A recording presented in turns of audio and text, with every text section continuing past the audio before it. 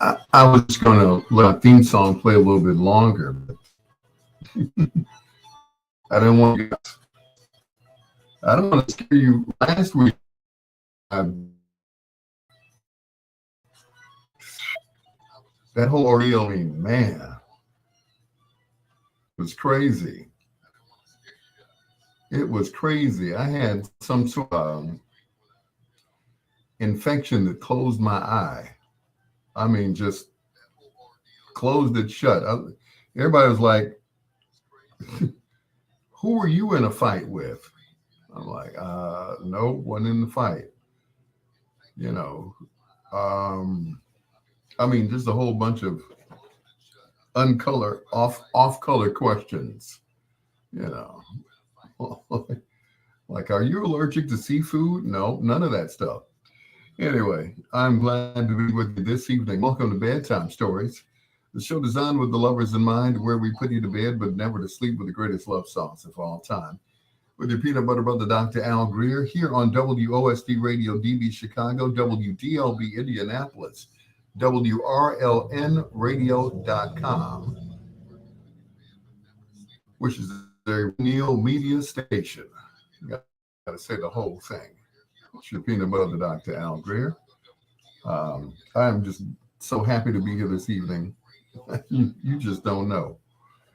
Um, Instead of doing a lot of talking, I'm gonna do the talking later on. Once we get into the chat room on Facebook, the Commodores, and Zoom on Bedtime Stories.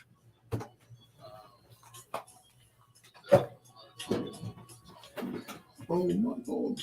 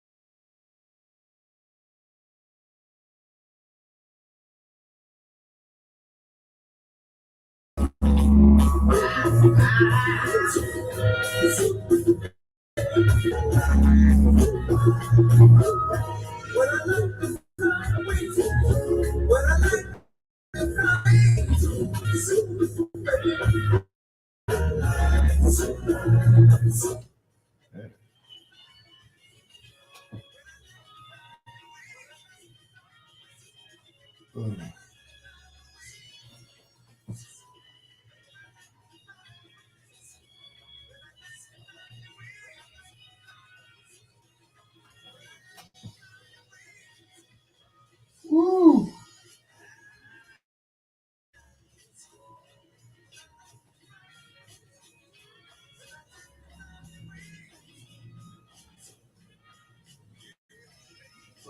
Ooh, excuse me. Forgot I was live.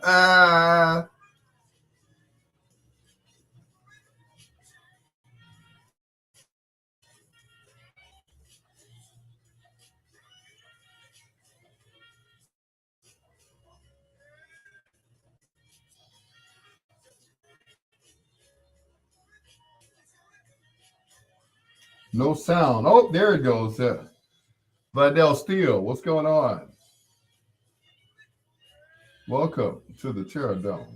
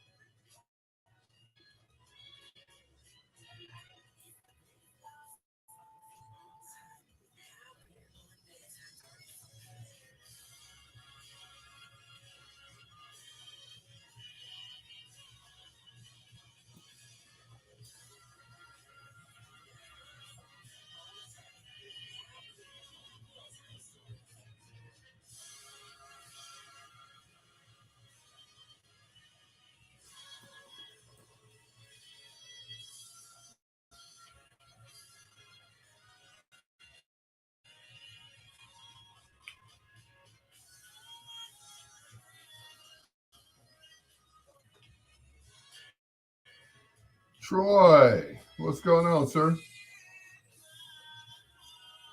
Revolt Records has signed me to a contract to finally provide great R&B music like white people can do. All right. There it is. I am great, man. I am. It was rough there for a minute. Didn't think I was gonna make it. I'm like, what is going on? I got to tell you guys. I don't mind telling you. First of all, I cut my hair down, so I got to put my color back in. But my eye was like totally shut. Yeah, my eye was totally closed. I looked like I had been in a fight. Um, my neck back here was swollen. Um, I couldn't stand for long periods of time. I was dizzy. I'm still getting my balance back. What was it? I don't know. They said it was cellulitis, whatever that is. That's all I can tell you. What I can tell you is that the people over at um, St. Bernard Hospital diagnosed it quickly, and I didn't end up on the slab. People are like, "Oh, you went to St. Bernard? Oh no, Lord, you lucky to be alive." I said, "Well, it could have been, could have been worse. Could have been Jackson Park." But anyway, it's like they talk about these hospitals like like it's and it depends on what your situation is and if they can handle it. You know, uh, Northwestern, of course, is one of the top hospitals here in the city. If you are lucky or fortunate or whatever to go to Northwestern, yeah, you will walk out of there, a man, woman, whatever. So that's how it is, But they're like, oh, you go to certain hospitals for like a hangnail, and they keep you overnight. Like, you know. I heard the doctor mistakenly thought Al Greer was Helen Martin at first. Well, yeah. Pam Hawkins, thank you so much. I'll be here. I really am. Miss Hollywood, Latanya Lynn Garrett. Y'all a singing group or something? I saw the picture. I'm like, oh, look at there. Okay. Coming to your concert. I want front row tickets too. Front row seats. But they gave me these big horse choker antibiotics. Yeah, that's what I want. Oh, that's your record label. Oh, okay. I I don't know why I didn't know that. I guess we never discussed that, but okay. She got her own record. Okay.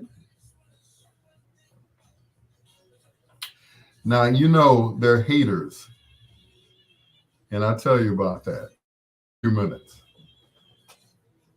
Some people are happy to see me make a full recovery. Others are not.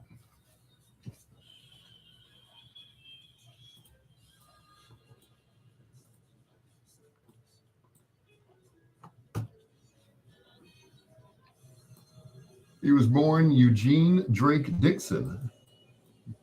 Thank you. It's like, what happened to my music? What happened to my mic? But you all know him as the Duke of Earl, Mr. Gene Chandler. That is, of course, Rainbow, the third Rainbow song. First one, of course, done in 62, the other in 67, and then again in 1980. He's one of the few people in music history to have hit 3 times with the same song.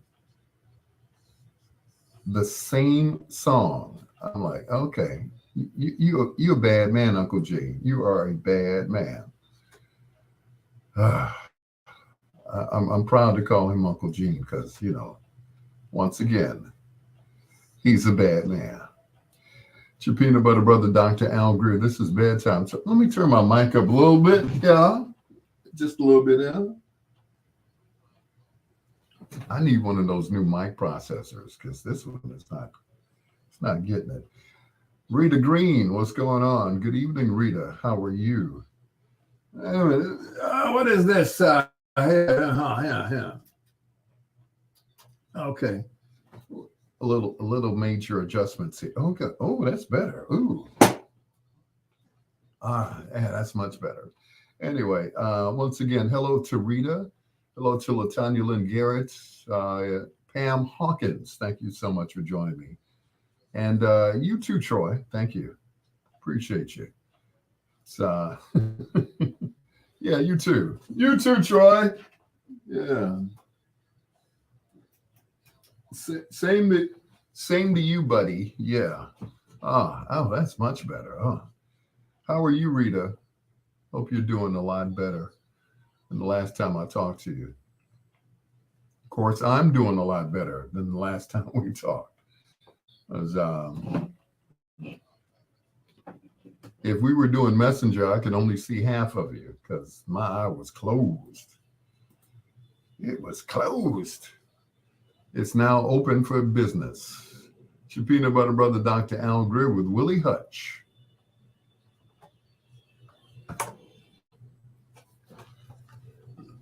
Woo, Rita. Rita, Rita. But like I was saying earlier, some people are happy for your recovery. They will say things like, man, I'm glad it wasn't worse than it was. Um, hey, man, it wasn't your time to go. Hey, man, looking good. Um, and then there are others that will say things like, man, who cut your hair?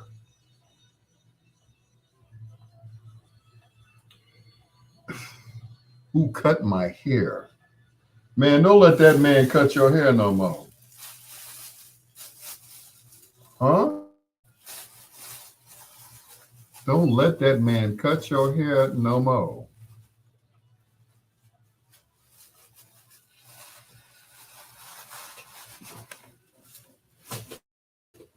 I'm glad to see you back. I hope you're feeling better. Man, you're looking great. One person went as far as saying that I look young, and that was today. He said, man, you look young. I said, thank you. And that's a compliment. You know, those other things, those other, comments, man, who cut your hair? Man, what happened to you? You must have had some fat girl must have sat on your face.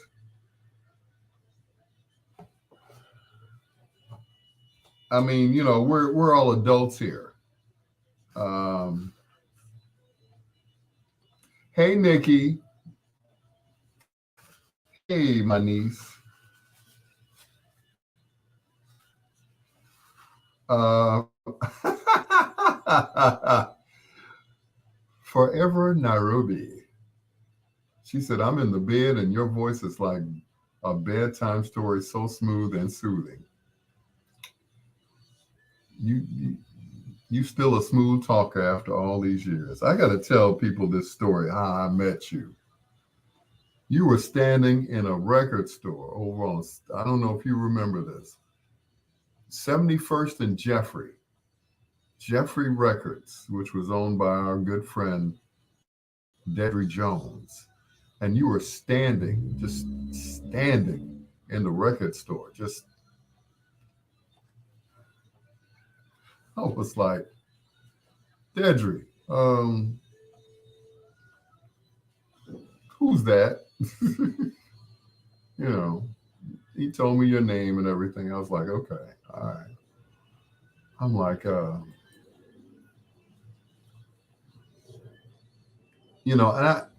and you're interested in somebody. You try not to show too much interest.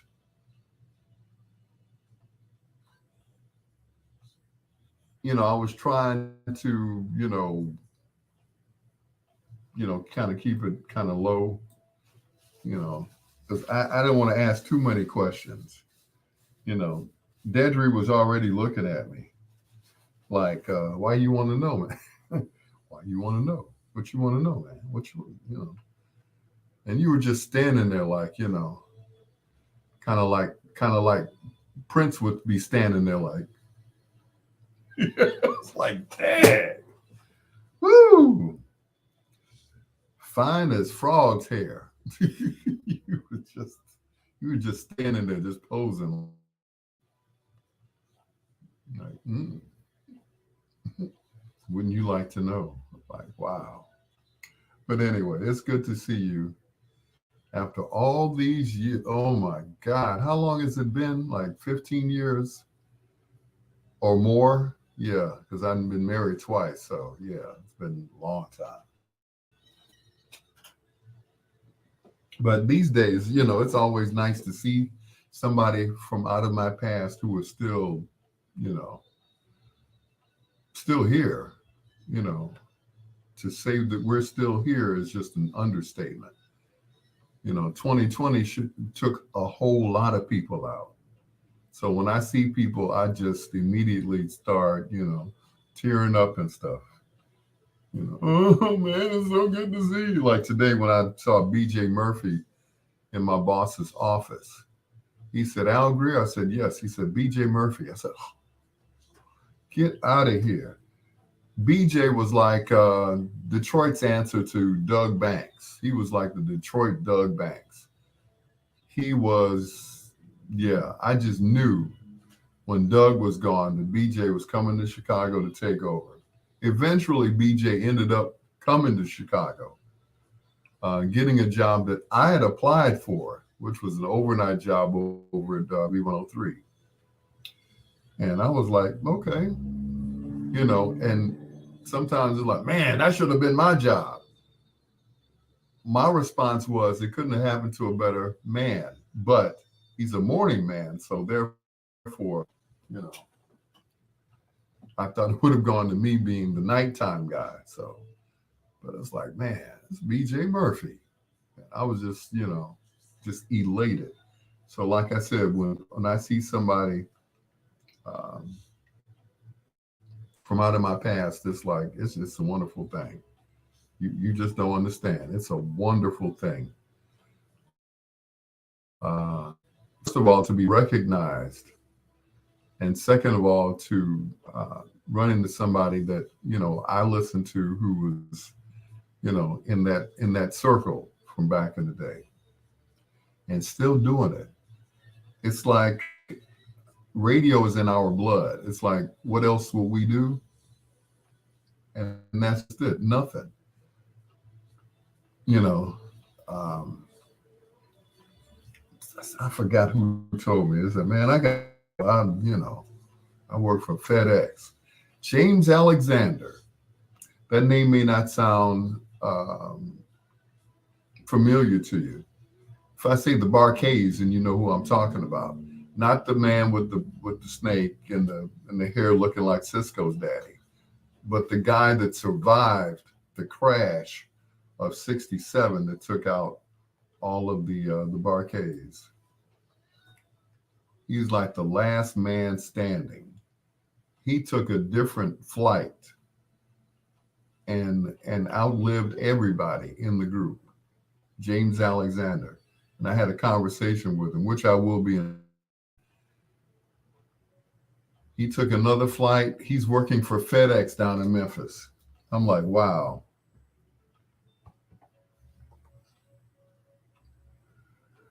The Dells and private property right here on Bedtime Stories. The show designed with the lovers in mind, where we put you to bed, but never to sleep with the greatest love songs of all time. It's your peanut butter brother, Dr. Al Greer. Hello to my favorite niece. I say that about all my nieces. But Nikki is one of my favorite nieces because her mom just happens to be Angie Martin Turner, whom you see all the time on my Facebook Live. Love me some Nikki. She had this voice when she was little, She could have done like cartoons or something like that. Anyway. Hello to Forever Nairobi. She said, yes, I remember that day like it was yesterday, back down memory lane. And to be clear, it was 2 decades ago. 2 decades ago.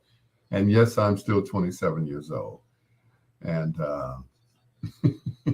and you're still a sweetheart. Love you. Thank you so much.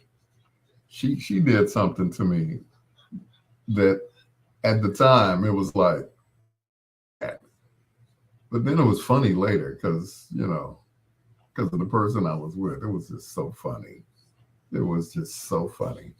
And I remember one time I said, if you come down to the phone company, which I used to work for, Ameritech, and we used to, give out phones and everything back in the day. Now you got to,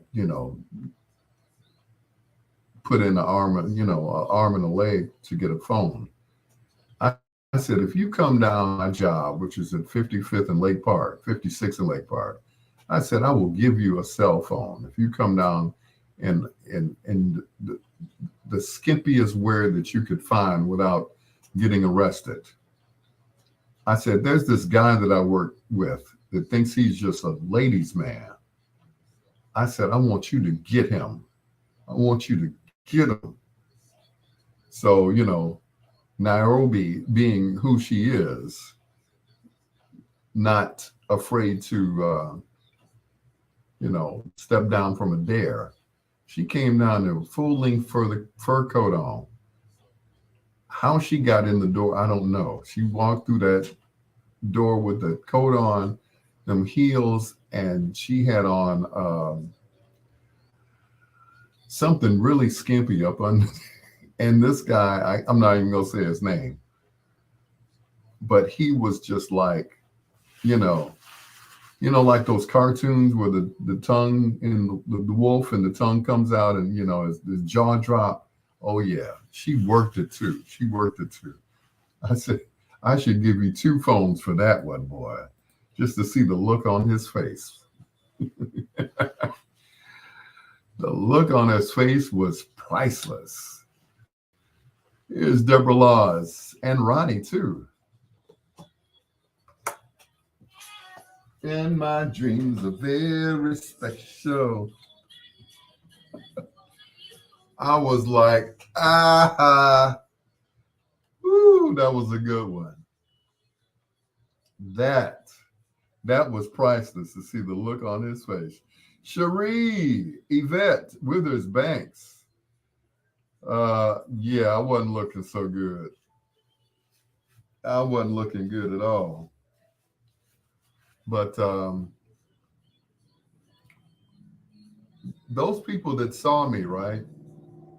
I was, where was I? Where was I? Oh, I was in Walgreens.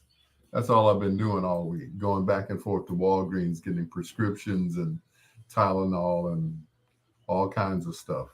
Cold compress, hot compress. I had ice on my eye. I had heat on my neck. I mean, just, my neck wouldn't stop hurting. My eye wouldn't open back up. I'm like,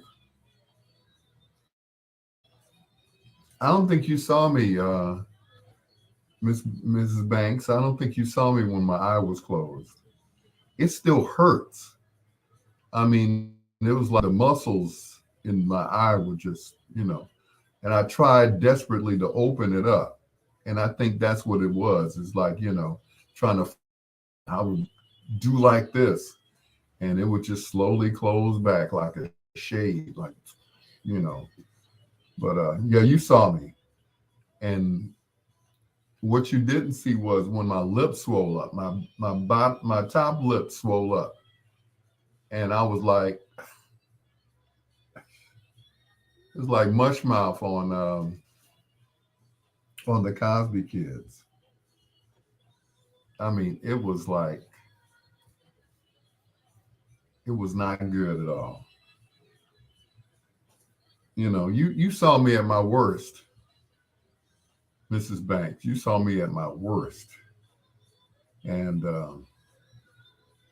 like I said, I wouldn't wish that on anybody. But let me tell you some of the comments people made. One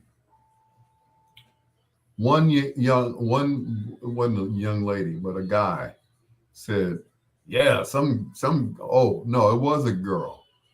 Yeah, somebody that wanted to be with you, she put a root on you. I'm like, huh? I'm like, this is not Harlem Nights. Put that root on you. Yeah. Yeah, it was like, it was just bam, taking everything out. Took the eye out, the neck. You still go to the African Fest. I believe that was the last time I saw you face to face. Yes. Yes. I still go to the African Fest. Yes. My radio, we still broadcast from the African Fest. And I do believe that was the last time I saw you. So that was Ooh, that was years ago. But yep, that was the last time that we saw each other. But some of the comments that people were making, bad fish. She put the root on you. You told her no, so she put a spell on you. I mean, just on and on and on. I'm like, dad, you know, you told a girl no and she hit you in the face. She said, I'll fix you since you're so vain. I'm gonna fix your face for you. I mean, just over and over again. I'm like, dang, you know. They said, well, are you allergic to seafood? No, I'm not allergic to any type of seafood. You know, crawfish, of course, shrimp, perch, buffalo, jack salmon, nothing. I'm not allergic to anything that swims. Ronnie, what's going on, Ronnie? Ronnie, I just gave up on the sandwich. I just went ahead and went to AP Deli and got me a corned beef sandwich. I was fiending. So I just went to AP Deli and broke down and just got a, you know, plain old corned beef sandwich. It was good too. That was Friday when I got my haircut. See, I got my haircut. So that was Friday. So Sunday when I got out of church, I was like, I gotta have another corned beef sandwich. One day you're gonna go to your meeting.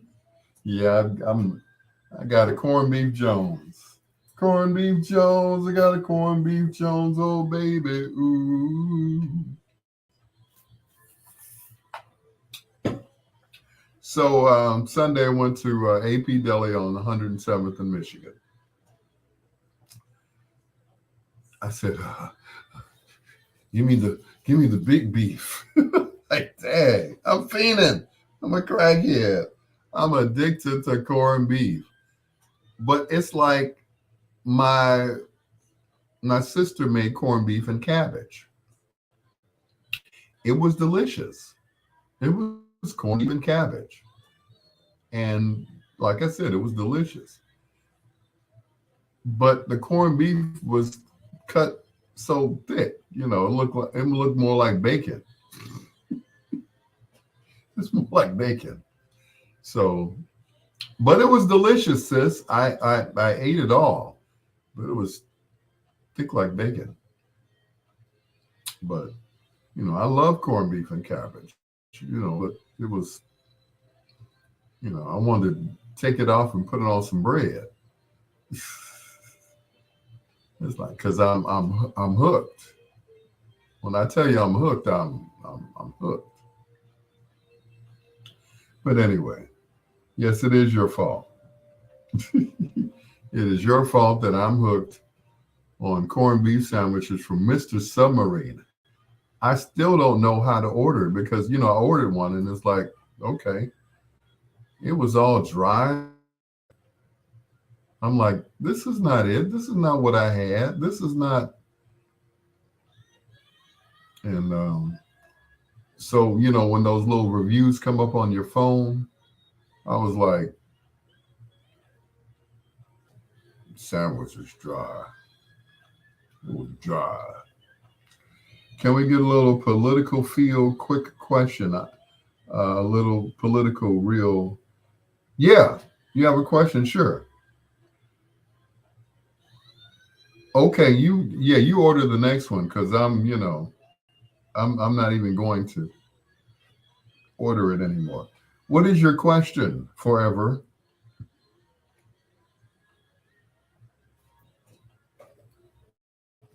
Ask anything you like.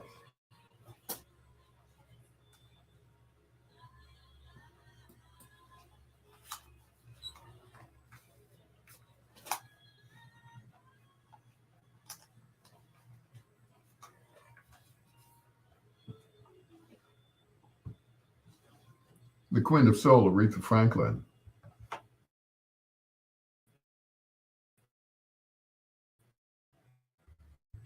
Got to find Angel.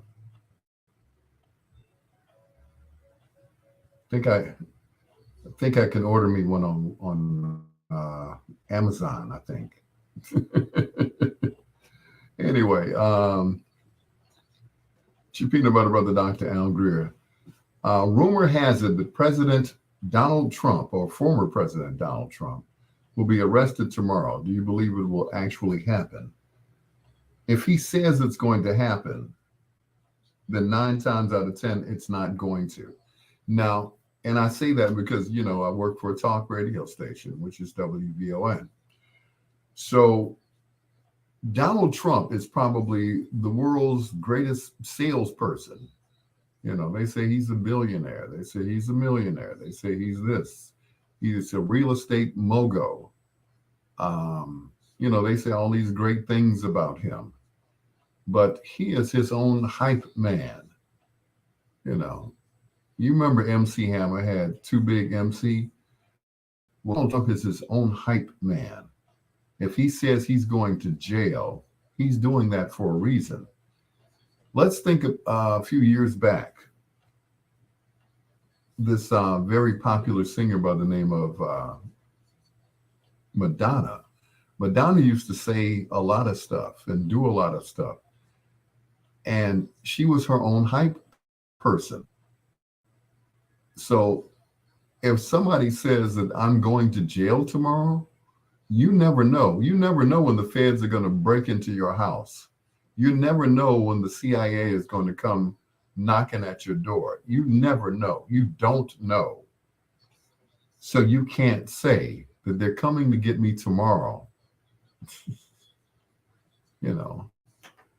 So he's his own hype man, But I'm just saying, it's probably because of where she grew up, which was the same country as me, same county as me. Okay. All right, Troy. But anyway, if he says he's going to be arrested, we never know. Some people, it can be a routine traffic stop. And you're like, oh, okay, I just got my license renewed, this, that, and the other. And they have a warrant out for your arrest for a ticket that you didn't pay 3 or 4 years ago in another county or another state or another city or whatever. You never know. You can't say that I'm going to be arrested tomorrow. Unless you commit a crime today, then you're definitely going to go to jail. But just to say out of the blue, I think I'm going to be arrested tomorrow. He does that for attention. He really does, like a lot of the other crazy stunts he's pulled. Your peanut butter brother, Dr. Al Greer, for Mrs. Banks. Here's Whitney.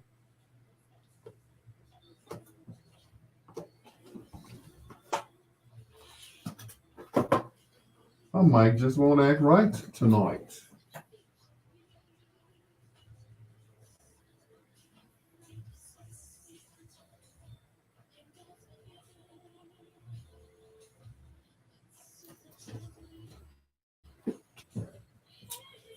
All right, let's see if that worked. But I'm going to jail tomorrow.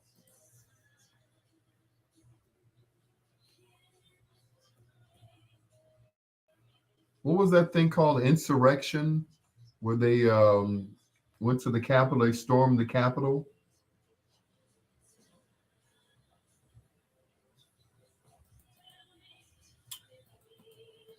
I'm just saying. The last time he said something, they followed him, and that's what happened. Where was he when all of this was going on? When offices were being ransacked?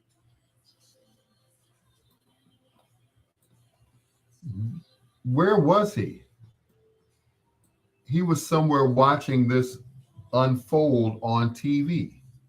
He was watching it. He wasn't hiding. he if you're the leader of the free world, you're not hiding. They hide you, but you're not hiding. There's a big difference. It's like, okay, somebody breaking your house, you gonna hide, right? You're gonna hide. Somebody breaking my house, they better hide. They don't find me.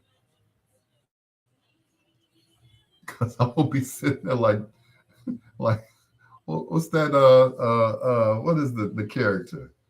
Uh Confounded. Yeah, uh-huh. They better hope they don't find me. They'd be like, turn on the light, click, uh-oh. You know, this is Inglewood. You think you think I'm on the second floor for nothing? Are you kidding me? Yeah, okay. At the White House, which wasn't the building that they were storming. No, that was the Capitol building. Everyone knows that, Troy. He's being indicted for paying hush money to the porn star. But does that mean that does that mean that they're coming to get him? You know, that's my question. After all this time, they're coming to get him.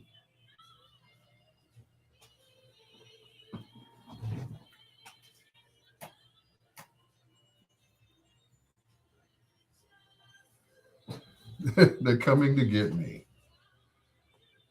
Hmm. Obviously, he wants to be caught. You know, I'm just saying. Obviously, he wants to get caught.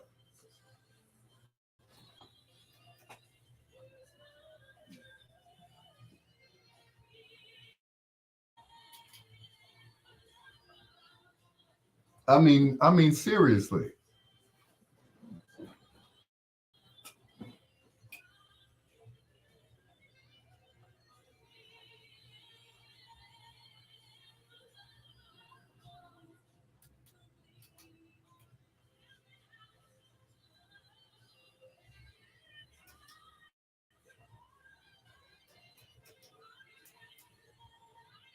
You know, if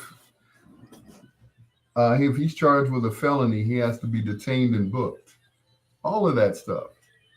You know, it's like they're coming to get me tomorrow. What time are they coming to get you, Mr. Trump? Since you know that they're coming to get you, what time, you know, do you have your bags packed? Well, you only need one bag, and that'll be underwear and, you know, maybe some flip flops or something. Because guess what? You're going to be in an orange jumpsuit if they're coming to get you.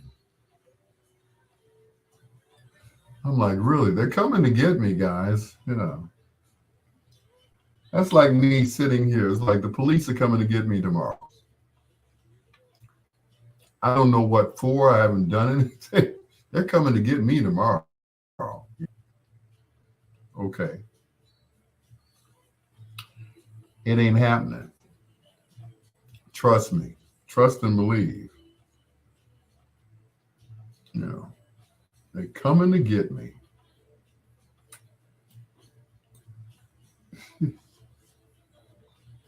What person you're going to be arrested for impersonating an on-air personality? Anyway, that's pretty funny. But it's like, you know, it's like,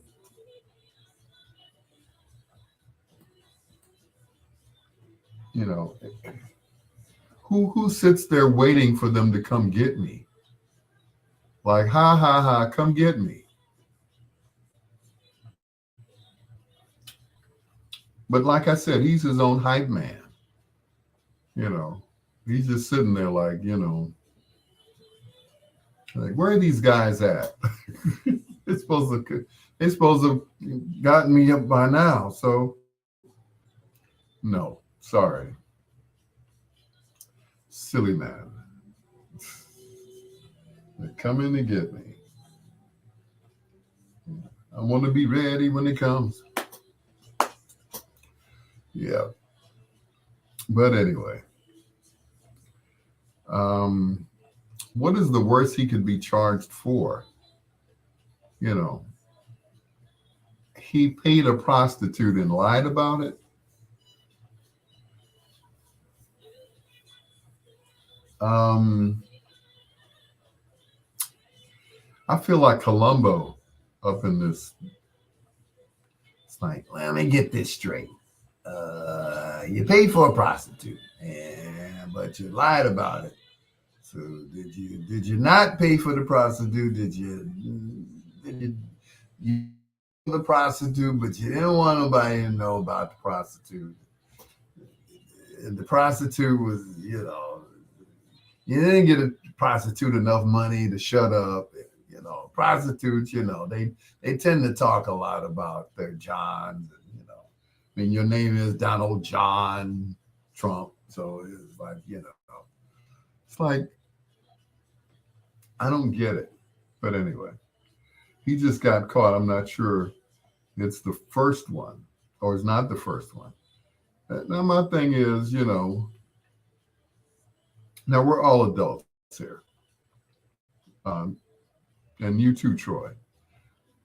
At some time or another, he paid the porn star to lie in court. Oh, okay. He paid her. Not only did he pay her to screw him, he also paid her to shut up. Okay, all right. Or to lie about not being paid to be a prostitute. And this person is a what? Stormy Daniels. Is that not a prostitute named Stormy Daniels? Stormy. Oh, she's so cute. What are you going to name her? I think I'll name her Stormy. Yeah. Yes, rely on the white guy to give you the news. Like, who names their child Stormy? Unless they're raising a porn star.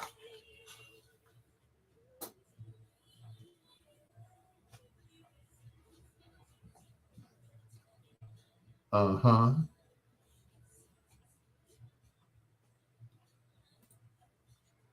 One of my favorite Whitney Houston songs, Lover for Life, right here on Bedtime Stories. It's your peanut butter brother, Dr. Al Greer. Finally got that mic situation taken care of. But anyway, the question was, is Donald Trump going to jail? And I said it at one time, all paid for sex. But he paid her to lie in court about not having sex with her. That I'm sorry, but I'm sure that was money well spent. Yeah. And he wanted her to lie in court about it. Her name was Stormy Daniels. Stormy, okay.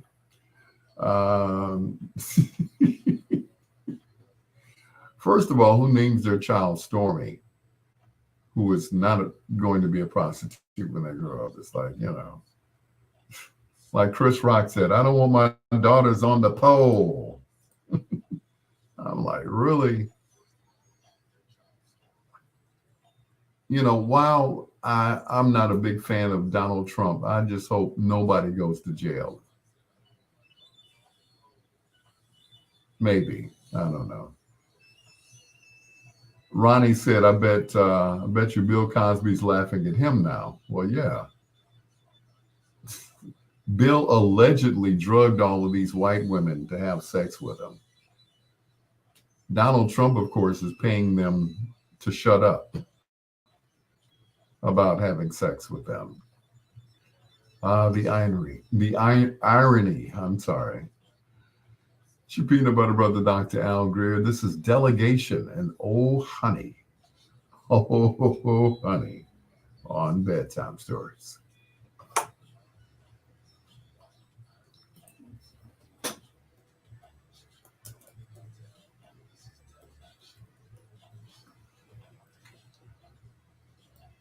Okay, close.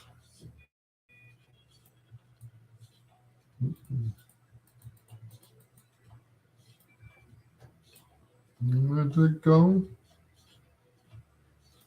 Inspiration.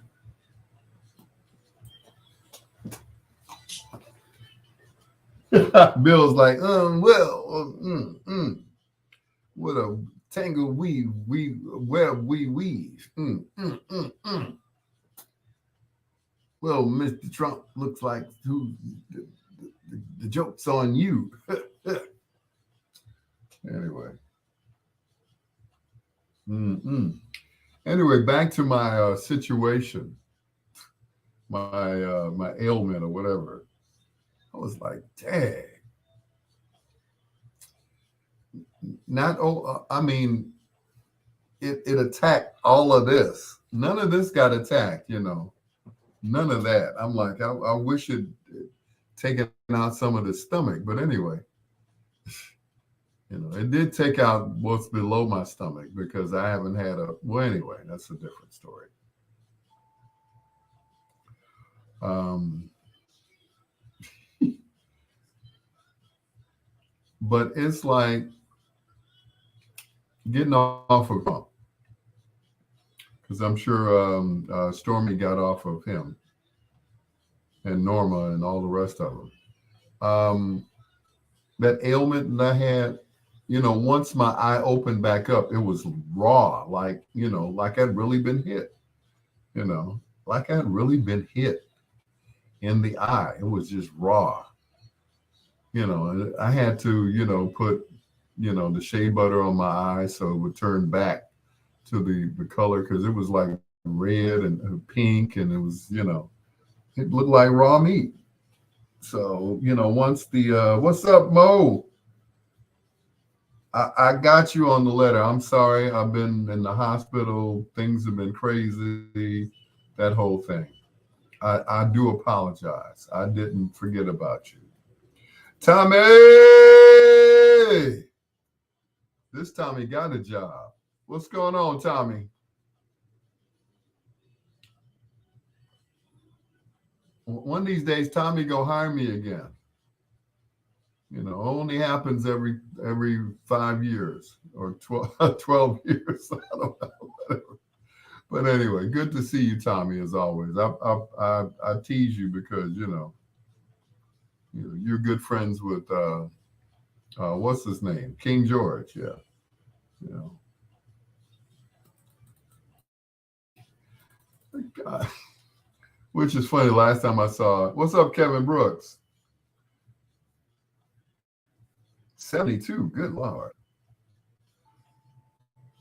Russell Tompkins is Junior is 72. Oh my goodness. Whoa. And still sing, but you said everything and nothing, my man. I, and I tease you, but like I said earlier, it's always good to see people that you've seen for years and they're still, they made it through the pandemic. They should have t-shirts. I made it through the pandemic of 2020. Because that sucker was no joke. It was taking people out left and right. Left and right. So I'm like, when I that I haven't seen in a while, I'm like, man, it's good to see you for real. This ain't no joke. It is good to see you. Ken Watlington, also, thank you so much. When I met Ken, I forgot. See, that's just it. When you know somebody for so long, it's like you forget where you met them. I was working at what was that? Someplace else, and Ken brought me a whole bag of shoes. I'm like, that's what I'm talking about. Thank you so much, brother. I'm sure you got a few more pairs for me.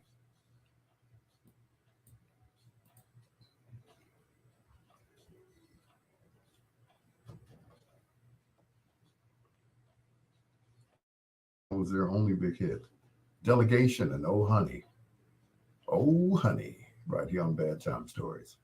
The show designed with the lovers in mind, where we put you to bed, but never to sleep with the greatest love songs of all time. Kevin Brooks, he said, let us wish Mr. Russell Tompkins Jr., the lead singer of the Stylistics, a happy birthday. March 20th is his birthday. 72 years old. And he still looks young. He still looks young.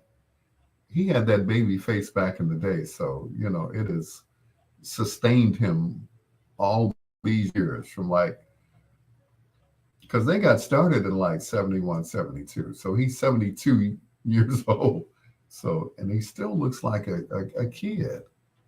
I'm like, man, you got some good genes there, bro. Hello to and also to Tommy Williams, who went to school with my brother Fredo. It is time to do the Grubhub delivery dance.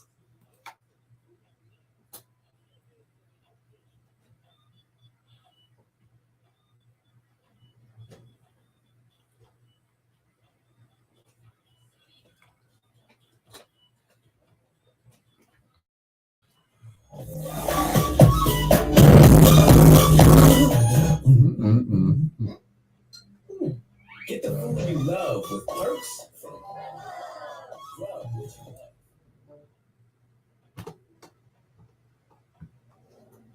Grubhub, a proud sponsor of our good friends over at Grubhub. Yeah, that's where they are. Uh, See, that's what happens when you have a whole week off. Forget everything. Grubhub is a proud sponsor of Bedtime Stories here on WOSD Radio DB Chicago, WDLB Indianapolis in Chicago, WRLNradio.com, a radio media station, and soon World Vibe Radio 2. I'm sorry, World Vibe Radio Soul. It's your peanut butter brother, Dr. Al Greer. This is Bedtime Stories, the show designed with the lovers in mind, where we put you to bed but never to sleep with the greatest love songs of all time. My brother from another mother, Maurice King. Yeah, Maurice Luther King. Got to say the whole thing. MLK. Ken Wadlington, did I mention Ken? Also to Kevin Brooks, thank you so much for the information about Mr. Tompkins. I didn't even know it was his birthday today. Yeah. But anyway, we might have to do them in foreplay tonight, the stylistics, since it is Russell's birthday. Anywho, thank you for joining us. As always, I really appreciate it. For those who prayed for me during my week off, I appreciate that, and I hope you enjoyed the best of Bedtime Stories, because those are some old shows. I think I listened to one. I was like, dang, I think I was still in Park Forest when I did that show. Anyway, here's the first of two in a row from the Ohio Players. This is Heaven Must Be Like This on Bedtime Stories with your peanut butter brother, Dr. Al Greer.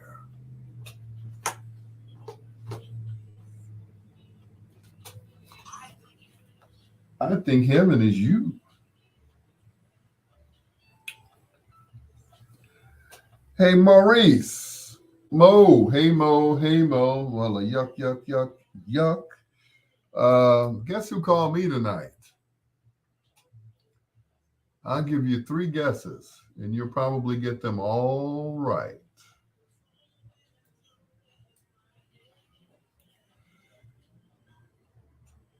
I'm waiting for you to guess, Mo. I'll give you a hint. He's bigger than a bread box. He's bigger than a bread factory. uh, I got a character that I do. and the character is Jake Nasty. That's the character that I do, Jake Nasty. Hey, he might not find it flattering, because I do, impersonations of, of Herb and, Jim Rags and, Bugs Bunny. But I have this character called Big Jake Nasty. He's just nasty for no reason. Hey, come here. Look, where you going? So as I get through with this sandwich, I'm gonna smash you. I'll smash you like this submarine sandwich. I'm nasty. I'm nasty like that. I'm just nasty. Anyway, and he might not find that too flattering. He's like, that's not me. I don't sound like that. When you do impersonations of people and they say, I don't sound like that, it's like you sound exactly like that. There's a there's a young lady that, well, she's not young, I work with, and she slurs her S's. So, I was like, do me a favor. So she said, sure. I said, say suffering succotash. Suffering succotash. Anyway.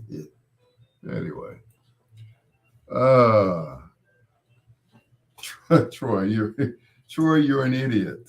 You're an idiot, Troy.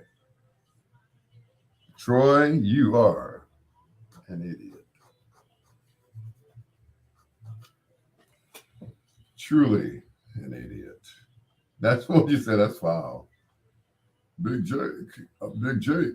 Hey, where you going? As I get through with this bowl of soup, I'm going to smash you too. Where you going? Wait. I'm almost through.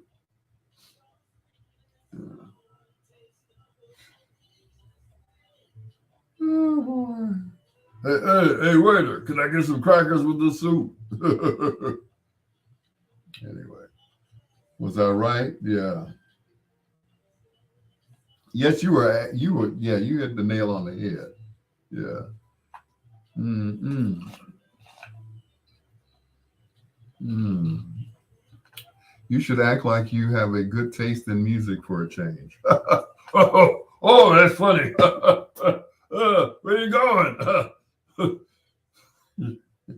soon as I get through with this footlong, I'm gonna smash you too. Oh boy. I'm just nasty. Anyway. Oh God. He's gonna get me for that. My phone should be ringing in a few minutes. I don't sound like that. Okay, all right. You certainly do not sound like that. He's a little disappointed with me, I think. He's disappointed with me as well, Maurice. He wants me to. He wants to put the band back together. Now he was responsible for the career of Chef Greg and a couple of other people. Uh, but unfortunately, we didn't stay. You know,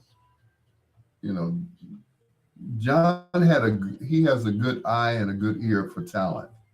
So, you know, Walter Jackson, yeah. Speak her name, and I get misty-eyed. I miss my baby. I love his voice. And it's like changing the subject quickly because I don't want to get in no trouble. Walter Jackson was the most underrated singer in the history of R&B music. The most underrated. I mean, he didn't have to do any vocal tricks. He didn't have to do anything. He just sang, you know,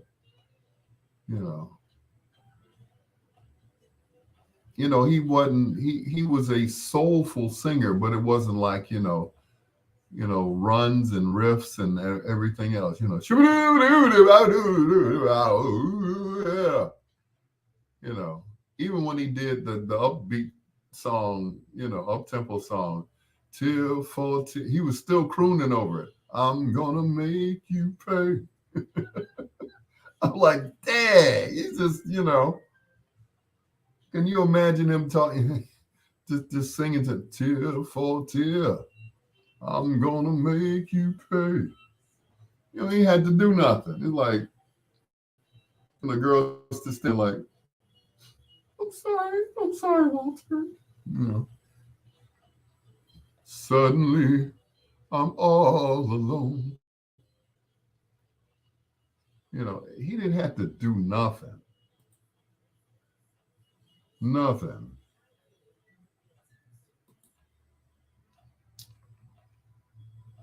And I don't understand. They should do, something on Walter Jackson. I mean, he's just, and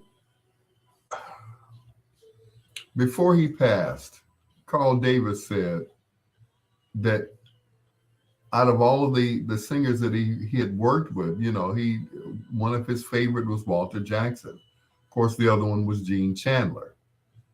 The least was his namesake Tyrone Davis, and somewhere in there were the other singers that he had worked with. Otis LaVille and Major Lance. You'd love to play him on stage, but I'm too tall. You'll be on crutches. Who cares? You know, like look at that tall guy on crutches. No, but yeah, he just he was just so cool. His whole delivery was just so laid back. You know, just throaty baritone, no no falsetto, just speak her name and I get misty eye. They didn't have to do no nothing. You know, kind of like Luther. But Luther, he put some theatrics into it. The only theatrics that Walter had was he pretend like he's about to fall off the crutches, and the girls would be like, "Oh, I got you. Oh, it's the act." Troy said, "Boo." Great minds think alike, right? But it's like he was just great. He would come out with an album. Um, the song would play for a while, on VON or whatever. But he never hit number one. Never. Lee Cross. He's the latest boss. He's a something something teacher. Madam Wu wants to make her his wife. It just crooning over it. Just no screaming or nothing. No James Brown. Just just cool. Welcome home, my baby.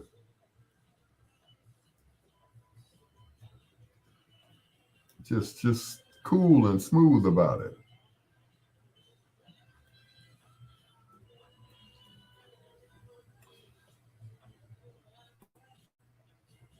See, now you're gonna make me play some Walter Jackson, boy. He reminded me of Jackie Wilson in terms of his voice variations and tones.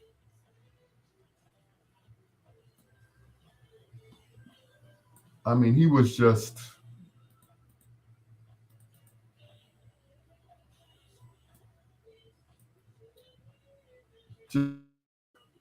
you know, just smooth with it.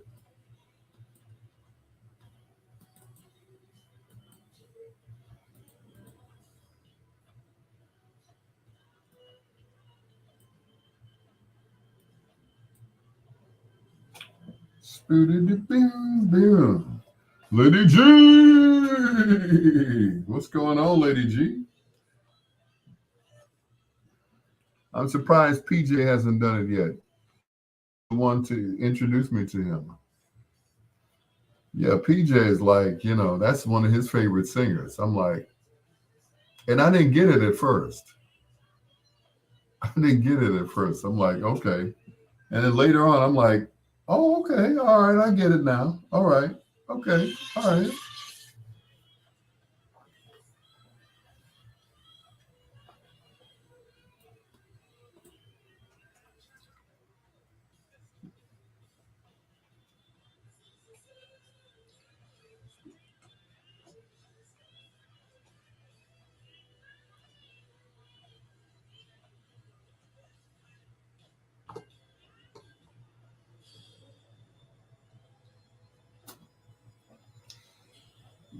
Gone, Diamond.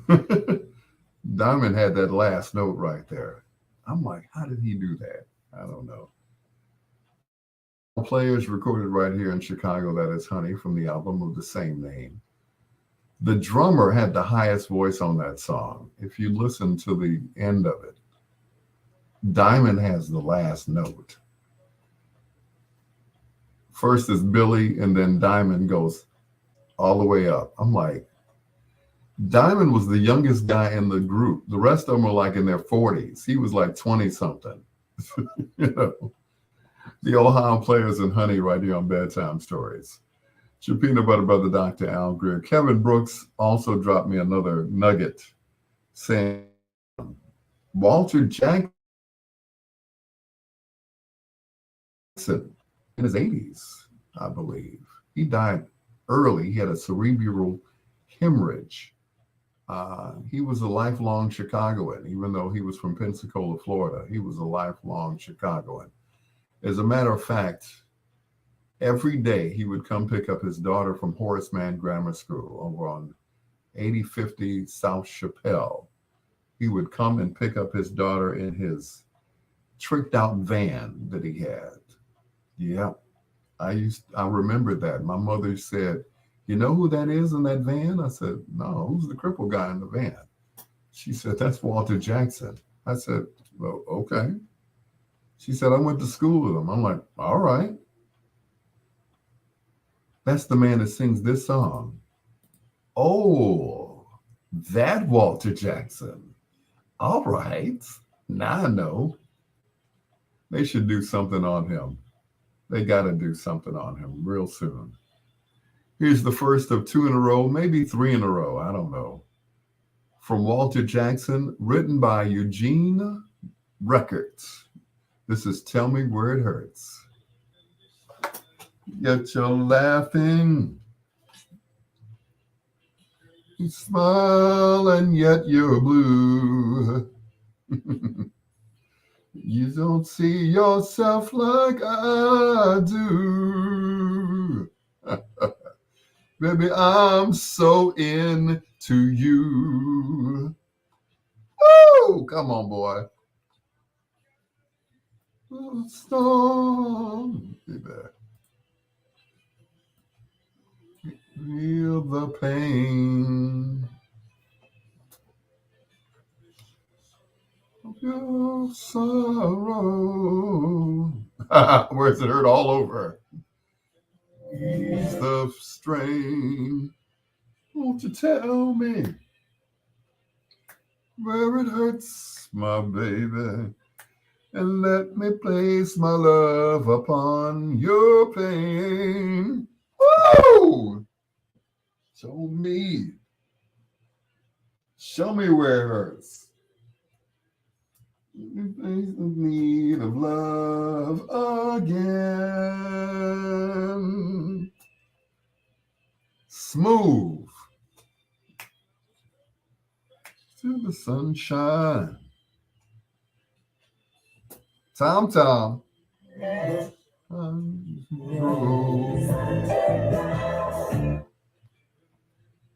August over. Cynthia, nobody's more glad than I am that my eye is open. All I could think is that joke that the funniest joke that Steve Harvey ever told, like that was my eye. But thank you, sweetheart. I was listening to one of your commercials on the jazz station, WNU Ray. I'm like, oh, you go, Cynthia. That's that. That's the combination of your sweet voice and that AT 2020, baby. I was like, dang, that's what I'm talking about. That AT 2020 make everybody sound good, better, or best. And I'm like, I was in the car crying. Oh, stop, Cynthia. I was in the car crying. I'm like, she sounds so good. Damn. They do listen to me sometimes. I'm like, mm-mm-mm.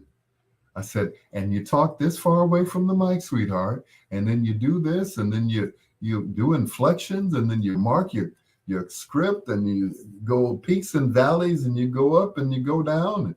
And you start off strong and you end strong.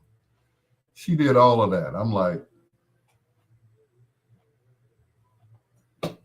what can I say? And see, that's just it. That's something that you can't teach. Either you have it or you don't. Some people have it natural. They have the natural voice, and even when you was at the clubs, yeah, she got some range. Yeah. I just gave away an AT 2020. I wish I got that mic back though. That was my whoo. You know how much money I made with that mic?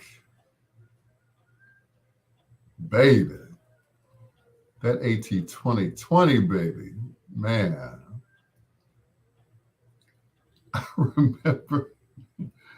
I remember when I first got married. Well, this is before I got married. I had that mic, right? And I set it up in the first studio was off the kitchen. And then finally, one day, I moved all the stuff in the basement to this room, which should have been a bedroom. And my wife came home. She's like, what the?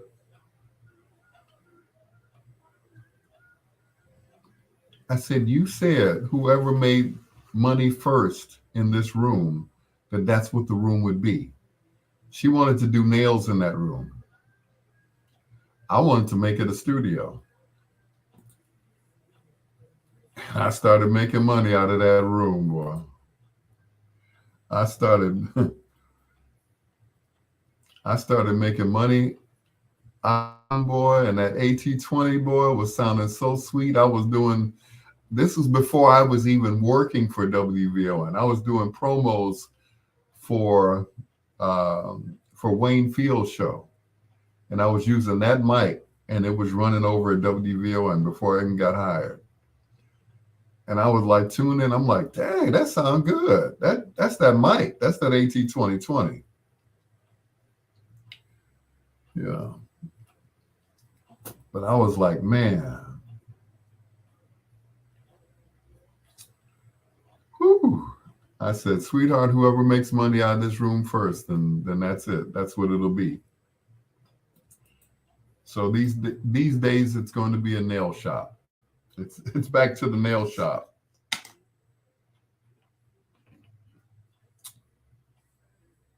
Yep. Back to the nail shop. But this room was a second bedroom. I'm like, who's going to sleep in this little ass room? What, when the babies come over? When the babies come over, I move the stuff to the side, grab the blow up bed and put it in the middle and cover everything else. And then it becomes a bedroom. It got a TV in here. As a matter of fact, there are two TVs in here. So, but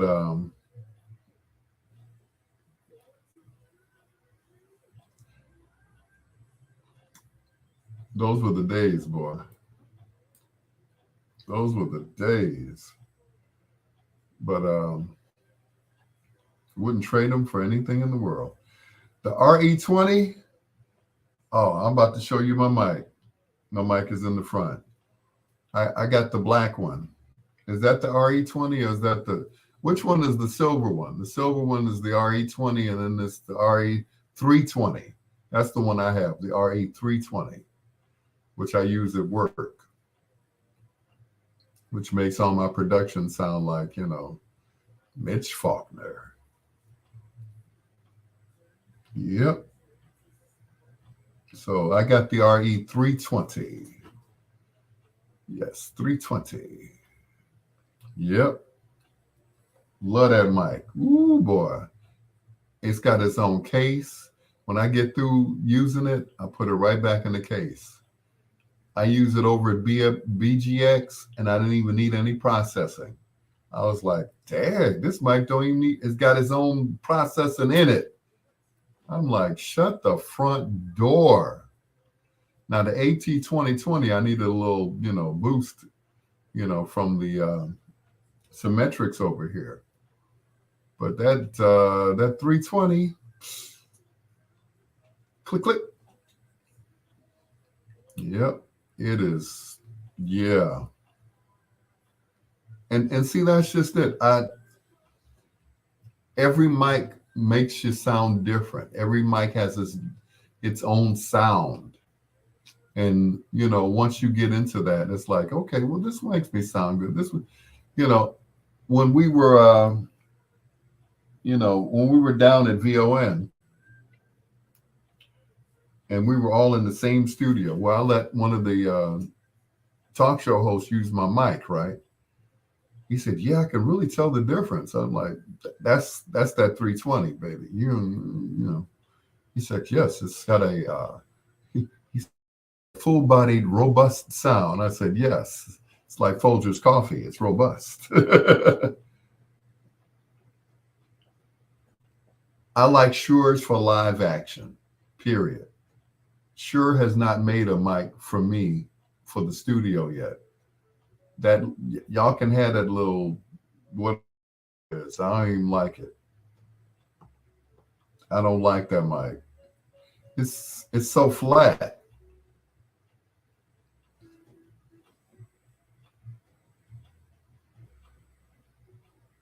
Walter Jackson, if I had a chance to do it all over again. That was from his last album that he did. He had just finished the album and made his transition. And that's one of the songs from that album. They never really actually finished the album. What they did was they took some other tracks from other albums in order to fill it up. But that was one of the last ones, if I had a chance. It's your peanut butter brother, Dr. Al Greer. This is Bedtime Stories, the show designed with the lovers in mind, where we put you to bed but never to sleep with the greatest love songs of all time. Now we're talking shopping here with Cynthia Bean and Maurice King. And we're talking about these microphones here. Everybody swears by that one mic that everybody has. The Breakfast Club, they have those mics, whenever you see them. Those Shure mics, I don't like them. I just don't. The mic that I use is a vintage Sennheiser. Was that the 500? I think it is. Yeah. That's the mic that I saw when I was working at, I was an intern at GCI. They had these black Sennheiser mics. And I was impressed with them back then. The thing was the sensitivity of the mic. But anyway, that's shop talk. I don't want to leave you guys out. But Maurice and Cynthia knows what I'm talking about as far as these microphones. It's the sensitivity. She's got one of the best mics that I've ever used, which was the AT2020 made by Audio Technica that I gave like an idiot. Want my mic back. Drew Sean, bring me my mic back, man. It's Jackson. This is Speak Her Name on Bedtime Stories.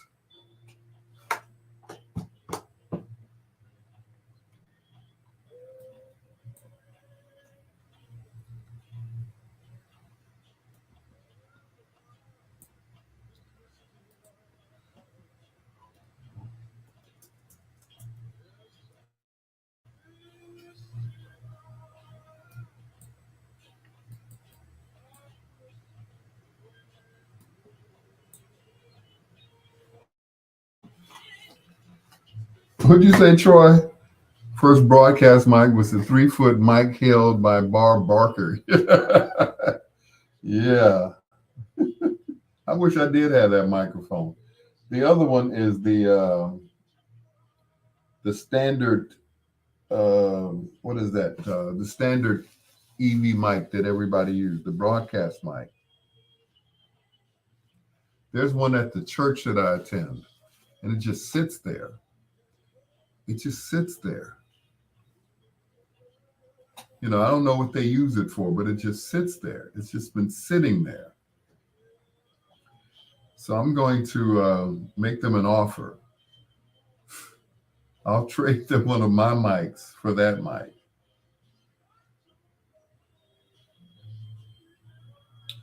I'm like, this mic is just sitting. This is, I mean, if it works, it is a vintage broadcast mic made by Electro Voice. And I would just love to have it in my collection. I would love to use it, or just to have it in my collection because, I have quite a collection of microphones if I can find all of them. So anyway, since we're talking shop, Maurice, I found a 8-track tape player over at a place called Chicago Audio on 63rd Street, right off of Kedzie, I think it is.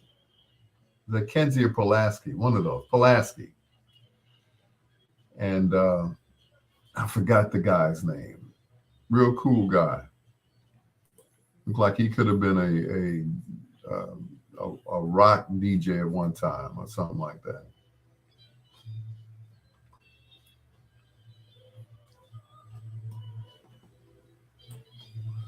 But I got me an 8-track tape player. So the first place I went to was, of course, Hyde Park Records to find some 8-tracks. And they're real cheap now because nobody wants them. The tape in there, if it works, then fine, you got a treasure. If they don't, no harm, no foul, right? Oh, the AKG, the K240s, yeah. What were those biodynamic headphones? I can only find them on either eBay or whatever. The ones with they were covered, seemed like they was covered with velvet. What is this, velvet? Those headphones sounded so good. My goodness. Lady G, peace out. Al is also fond of the Anal Intruder 2000. You're funny, Troy. Lady G. Oh, before you go, Lady G, because I know you go quickly, let me show you my picture.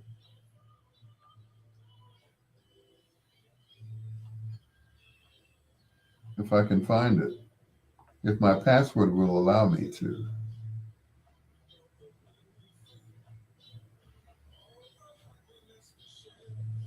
But to her, it's like a shield. to the ground. Lady G, this is what I looked like a few days ago. Can you see it?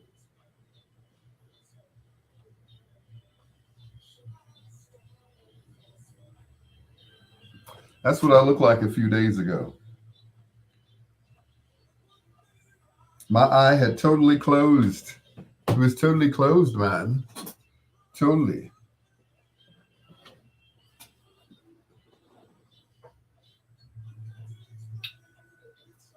Yep, let the jokes fly. The jokes was flying. So the fat girl hit you in the face. The fat girl sat on your face. The girl that you wouldn't give any to hit you in the face. Yeah, I mean, yeah, it was bad.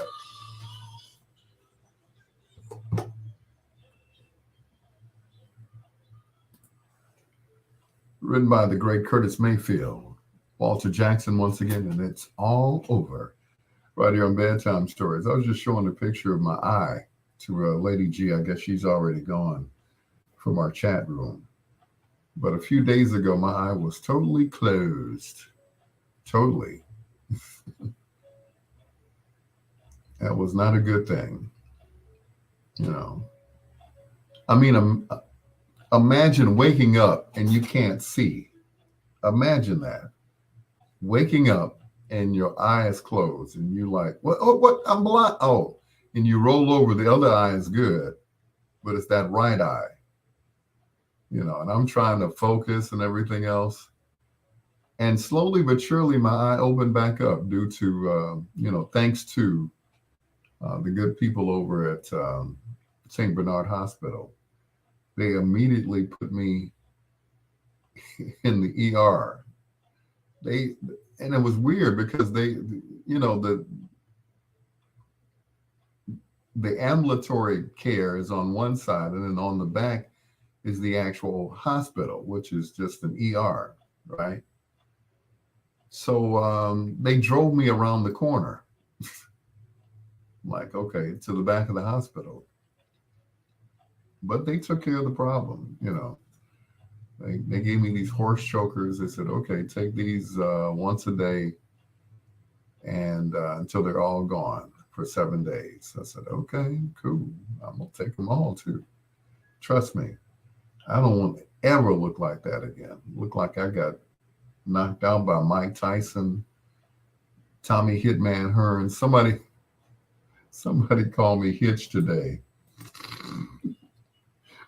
One of my nephews at work said, hey, Uncle Hitch. Very funny. Here are the emotions on Bedtime Stories.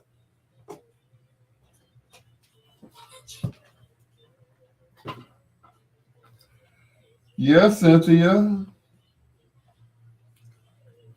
Look like somebody knocked your baby out, girl. She said, my baby, who are you talking about? Oh, you. Okay, all right.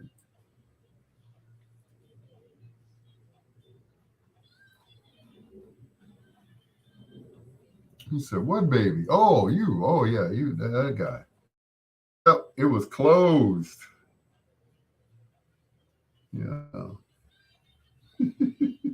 It was closed. Closed for business. Like, sorry, sir, we're closed. Yeah. That's all I could think of. Martin, on that episode where he went in the ring with Tommy Hitman Hearns, and he had in his head was this big, in his ears and everything else. That's what I look like. That's what I look like. That and Hitch, that movie with Will Smith, Sir Slap-a-Lot. So yeah, wasn't looking too good for me, Cynthia. You almost lost me, baby. Look at it, look. You almost lost me, baby. Cynthia's like, I gave you a chance, Negro. You don't get a second chance to turn me down. But just think if things had have gone differently with us, we probably would be friends now. You'd be like, Al, see, that's what's wrong with you DJs, I tell you. I said, but you DJ too. That's what's wrong with you guys. See, y'all, y'all have to have all the girls. You have to have all the attention. Please, Cynthia, you get all my attention. Trust me. You get out of the bed. I mean, where you going? Oh, okay. All right. Leave the door open, okay, so I can watch. So I can, you just want to see me pee out. That's all. You nasty. Yeah, I'm nasty, baby. Yeah, leave that door open. Mm-mm. So, what do you get out of this? I'm just sitting here on the toilet. What do you get out of this? Wait till you get back. I'm gonna show you. I show you. Then I tell you. I'm gonna show you. Anyway. Oh God. Oh my God. Oh my me. Mm-mm-mm. Telefunken. Good Lord. Woo! You went way back. Not the Telefunken. Had to sell it. I know that hurt. Mm-mm. Got to be on that 6:40 a.m. train. Whoa. 6:40. Well, at least the sun is up now at that time. Normally it's like, before daylight savings time. Shoot. Dark as Wesley Snipe outside, I tell you. Darker than both Charlie and Eddie Murphy. Good night, Cynthia. Love you. Love you, baby. She's like, nope. He's like, nope. You blew it. You blew it. You blowed it, Al. Better than a Neumann? Better than a Neumann? Man, I saw a used Neumann for $1,200. I'm like, y'all are out of your mind. What does Mike do? That's the mic that Howard Stern has, that he's always cupping her. Yeah, show us your tits, I'm like, what? No, the sun is not out. It's dark at that time. Mm-mm. I'm gonna say this. I'm gonna let you go, Cynthia. No, I'm not gonna say it. That would be that will be crossing the line.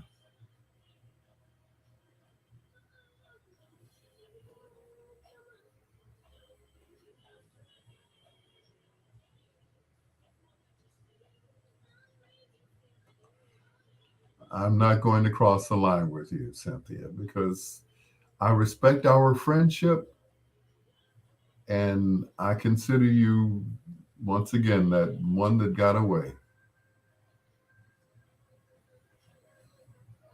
I'm gonna leave you alone. Uh, it's in someone's studio now. I remember Richard getting a whole bunch of equipment. He got a board and a whole bunch of microphones from this guy.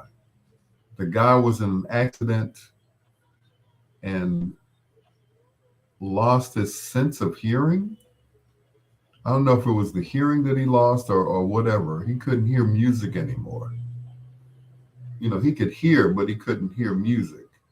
And I think he was an engineer. And Richard got all of his equipment. He just bought everything. It was like mics, cords, mixers, everything. He got all of that stuff. Yeah. Yep.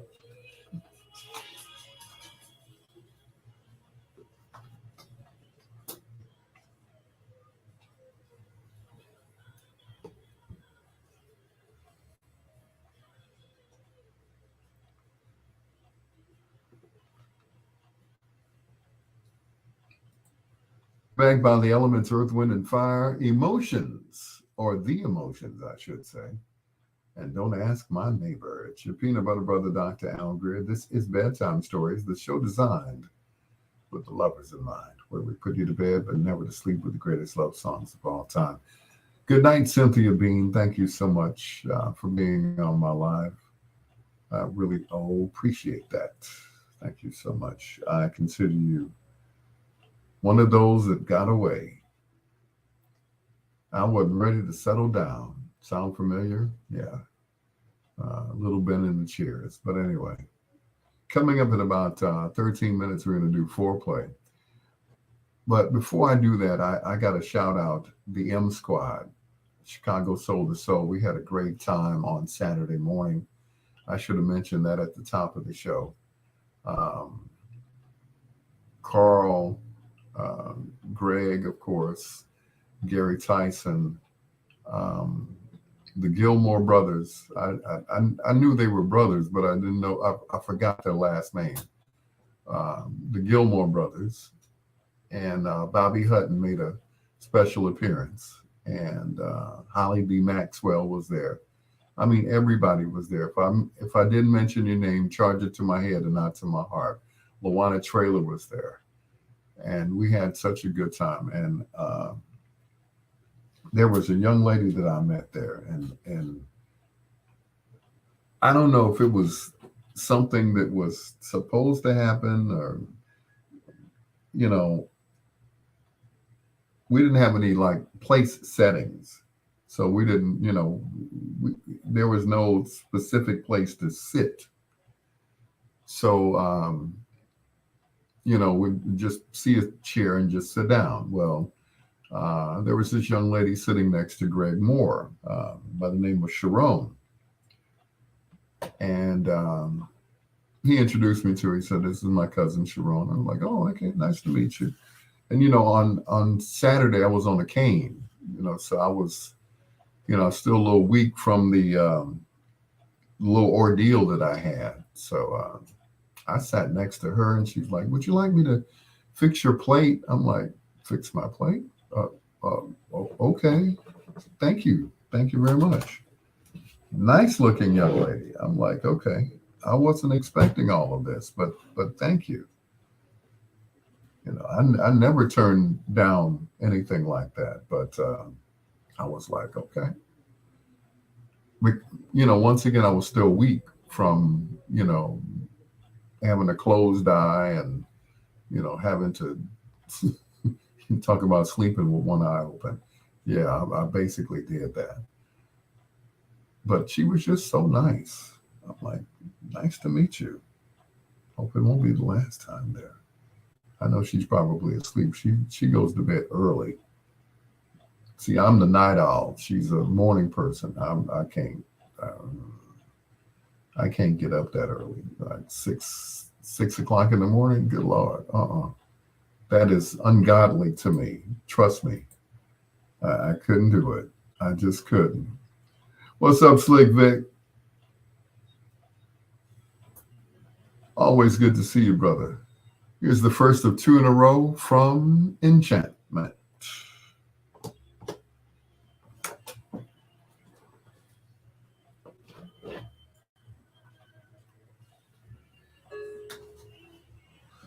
Hello.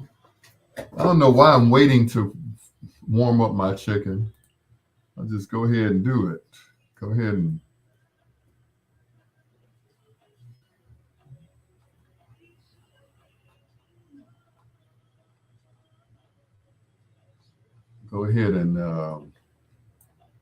blow this fuse right quick. I'll be right back, guys. I get off at 5 a.m. Sunday. Woo, Lord, I can't do it. Vic, I can't do it. That's too early for me.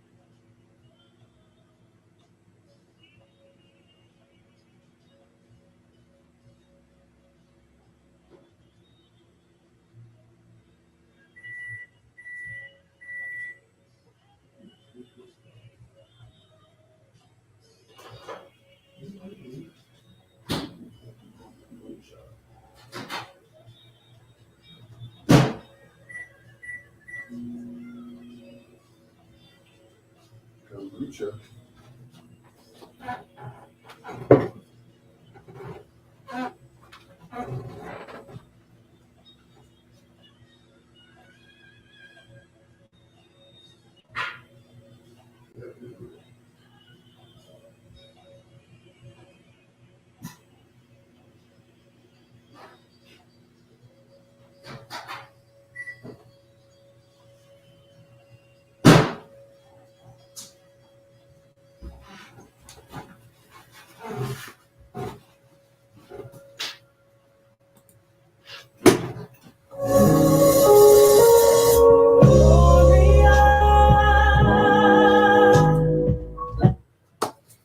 Shake and bake. What's going on, sir?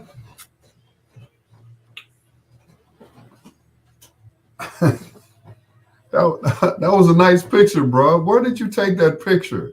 Where you were standing on you standing on the beach or something? That was a nice. Man, you should. Those should be your Christmas card pictures to all your ex-girlfriends. Like, yeah, look at me now. Yeah, you could have been with me now. Look at me now. Shake and bake. Aruba. Okay. You're going to electrocute us. Oh no. That was a good picture, man. I like that. That was a good picture. You know. But yeah, you should make postcards out of that and send them to all your ex-girlfriends and say, you miss me now? Yeah, okay, all right.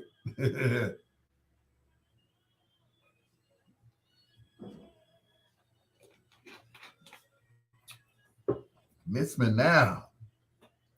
Yeah, it was. It was. I gotta hand it to you, man. That picture was dope. I'm like, okay. But no, don't send it to your ex-girlfriends. Because then your girl's gonna know, where that idea came from. It's like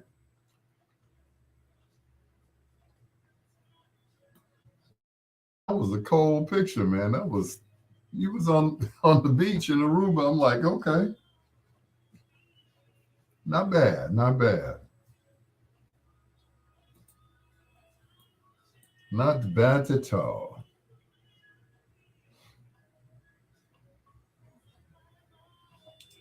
In my mind, I couldn't wait to eat when I got off work. I was like, it's two places that I'm going to stop. The first place is to get me some Harold's chicken. I could not find a Harold's chicken in Inglewood to save my life. They said it was one on 70 Austin. I'm like, it's not open. What is with them being closed on Mondays? Y'all ain't Chinese, you know. So it was I'm like, okay, what are my two alternatives? KFC or Popeyes? Well, I kind of weaned myself off of Popeyes. Ooh, I couldn't get enough Popeyes. I could not get enough of Popeyes chicken. Love that chicken from Popeyes. Whatever they put in that bag had me hooked. Sugar. Continue blessings to you too, Russ. I appreciate you, man. I really do. But I said eeny, meeny, miny, mo. So I went to KFC because I hadn't had, you had some. Man, I cannot stop thinking about that jerk chicken, man, that was at your party, man. That was like, that chicken was the bomb diggity. And that party was what, from 3 years ago? 3 years ago? Longer than that. Because I still had the white truck.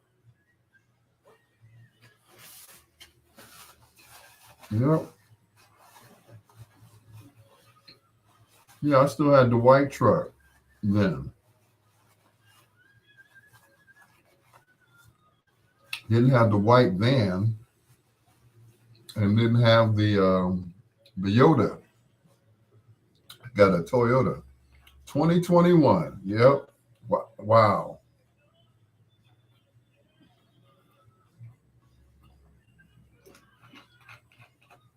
Wow.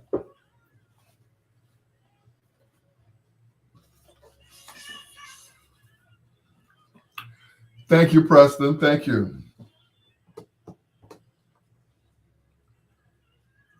Don't want to see.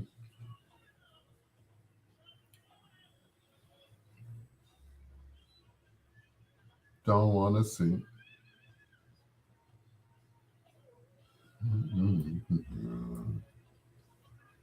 Don't want to see. Ah, don't want to see. I love that song. Two in a row from Enchantments. That is Glory. We go from here. Richard McGee used to mix those songs together because they had the like same tone, same key. So instead of playing that whole part at the end, the journey part, that sound like a bad acid trip, he would put Gloria behind that one, and it worked. So I guess all of Richard's disciples do it like that. It's your peanut butter brother, Dr. Al Greer. This is Bedtime Stories, the show designed with the lovers in mind, where we put you to bed, but never to sleep with the greatest love songs of all time. Back in the day, I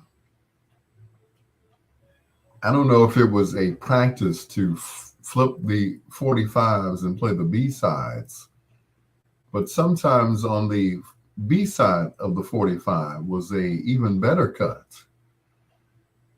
Here's the B side of More Love from Smokey and the Miracles on Bedtime Stories.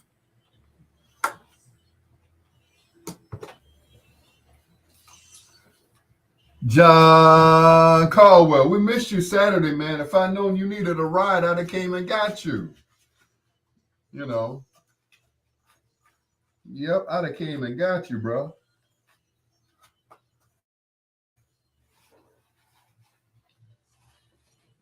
They said John's car wouldn't start.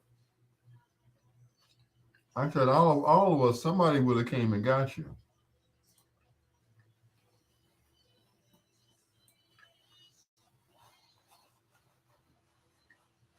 Yep.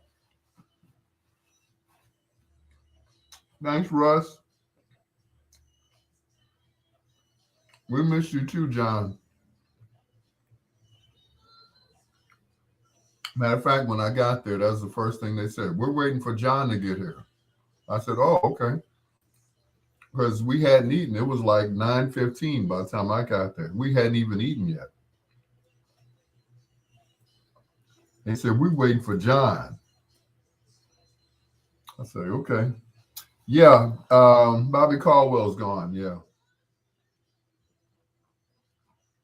Him gone.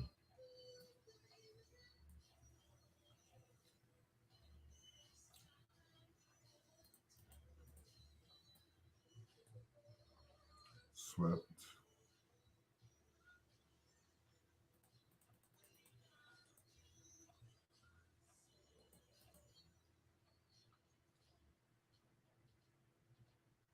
The White Soul Brother. Yeah.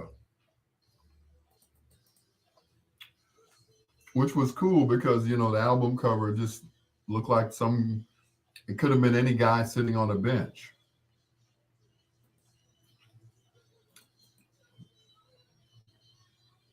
That was Bobby Caldwell.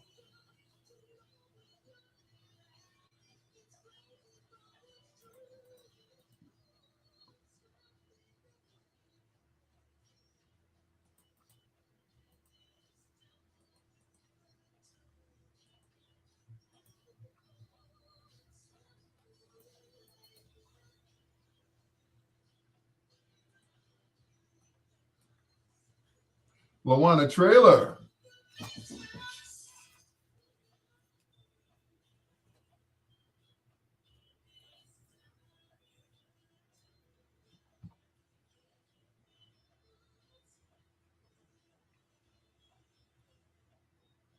way down. The ironic thing about that song is that that's the B-side of More Love by Smokey Robinson and the Miracles. Well, at that time, I gotta tell you this. Let's hit the tag area. Swept for you, Miracles. We just say Smokey. We put Smokey on all of ours. Um, it's the B-side of More Love. More Love was not recorded at Motown. It was recorded at a whole different studio somewhere in LA. And Swept for You, of course, was recorded in the Snake Pit at Motown Records. Interesting. Hmm. I like both of them. Anyway, it's your peanut butter brother, Dr. Al Greer, and it's time to do the Grubhub delivery dance, John Caldwell.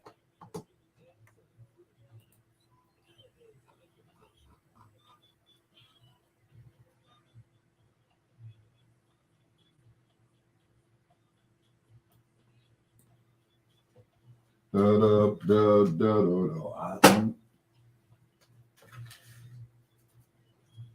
Mm-mm.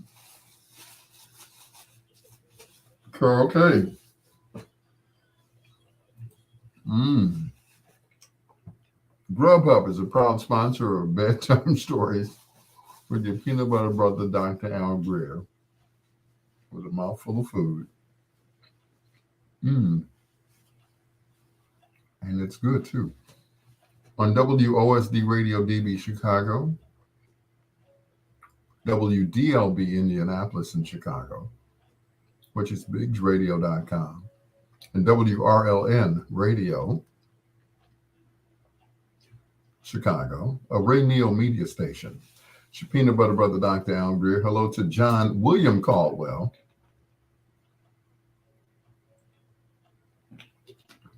who is still John Caldwell because John got hacked. I don't know what they were doing on his page, but John had to start a whole nother page and he got hacked. There's a lot of that going around, I tell you. Victor Jackson, what's going on, Slick Vic? Slick Vic. My brother Maurice didn't know that Bobby Caldwell had made his transition. He was known as the Cat in the Hats. We're going to do some Bobby Caldwell music later on. They just think he did one song, What You Won't Do for Love. But guess what? Yeah. John said, they hacked my page to death. I said, who did you piss off? Anyway, once again, thank you to Kevin Brooks earlier, who pointed out that it was this gentleman's birthday today. He made 75 years old. Excuse me. First time we heard of this gentleman, their first big hit was called You're a Big Girl Now, which was a local hit in Philadelphia.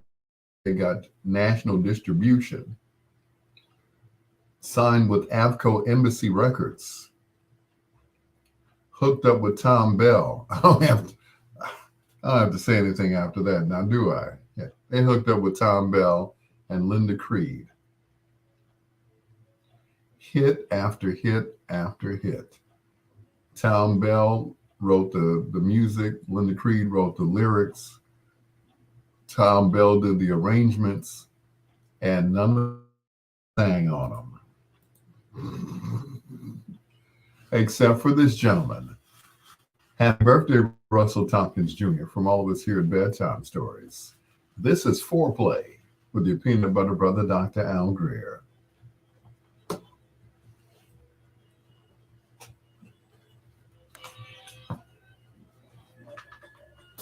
So they hacked your page to death. There's a spell of magic.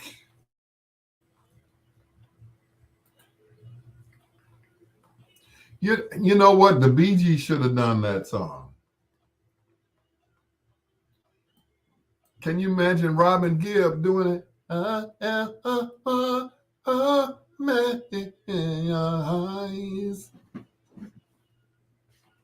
Help him out, Barry. He wrote The Next Time I Fall in Love for Amy Grant and Peter Cetera. Next time I fall in love. Hmm. I know you think, I know what you're saying. That chicken must be good. You're a big boy now. No more daddies, little girl.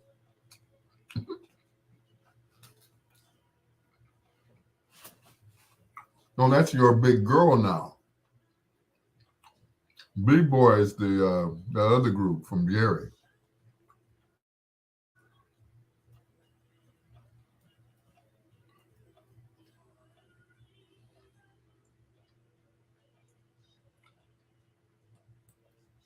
I love you.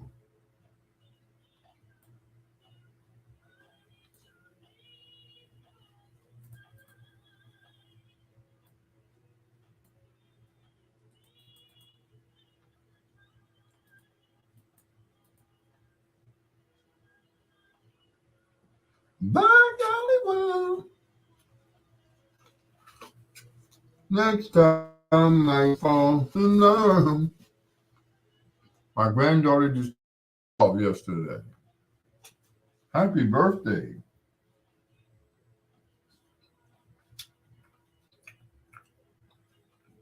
Jakayla.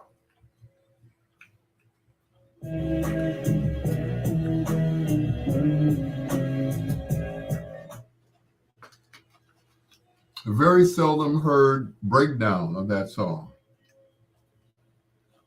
Mm-mm-mm-mm.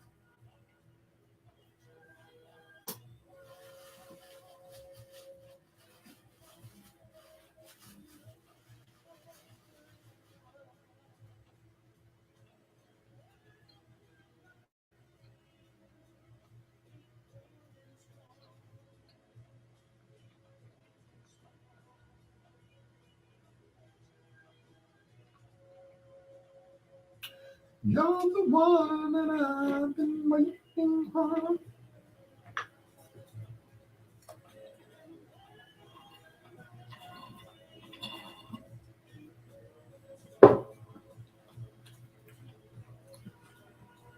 Take it home, y'all.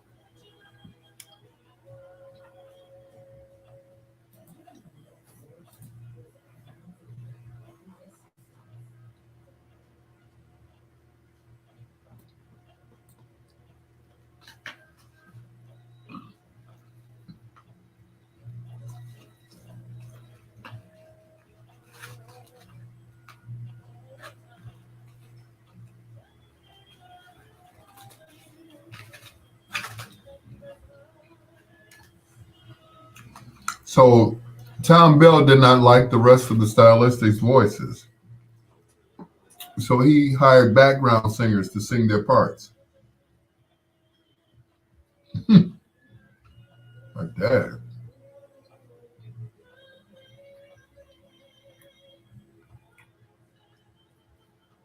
But they appeared in concerts and on the album covers and everything else as a group.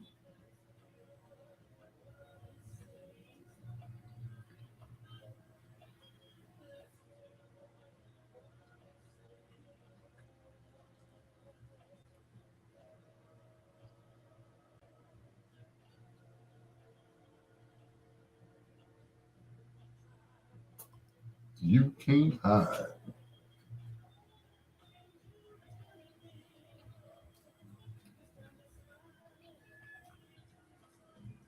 Mm-mm.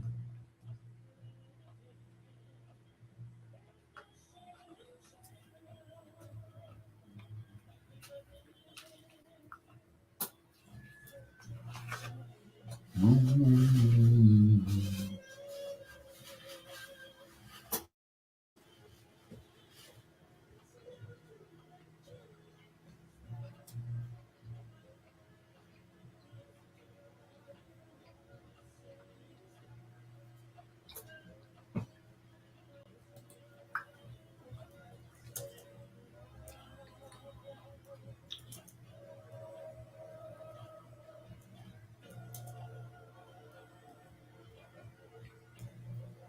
Mm-mm.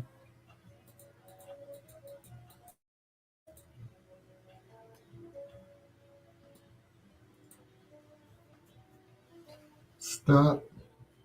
Look.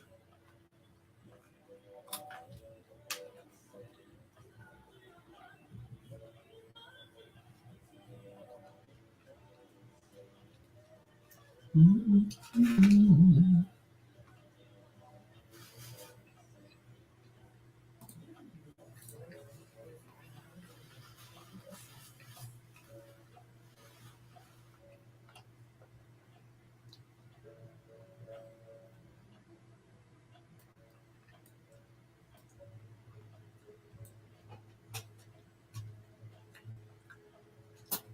Sing, Russ.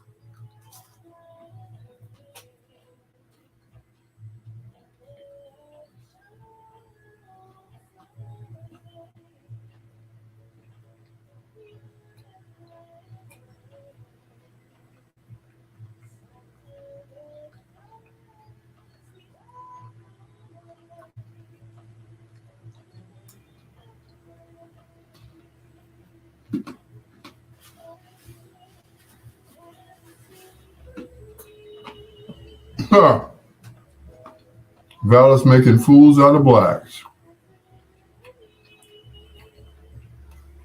At this point, he has to.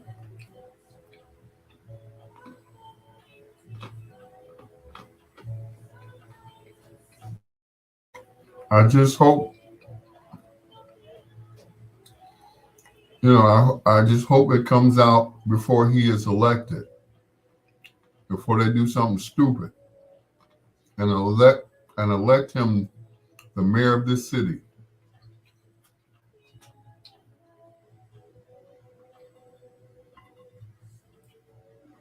This is the man that tried to shut down Chicago State University.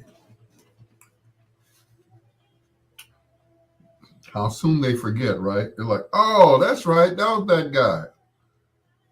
Okay. Hmm.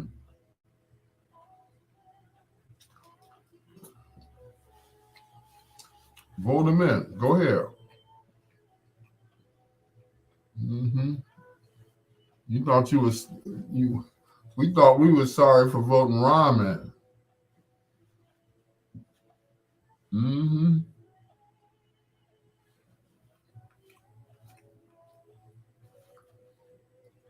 That that was a mistake.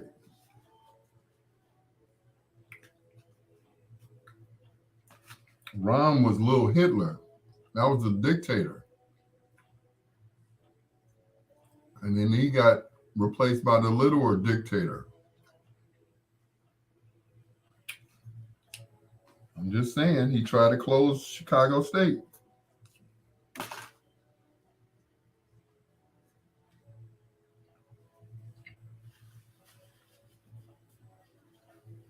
I'm just saying.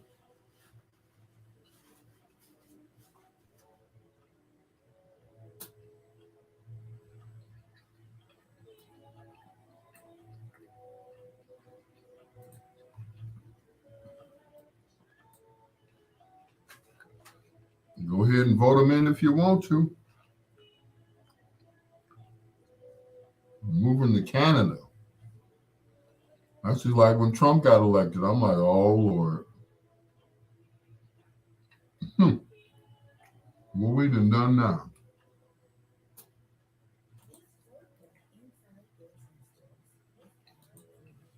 I'm sorry, I voted for Hillary.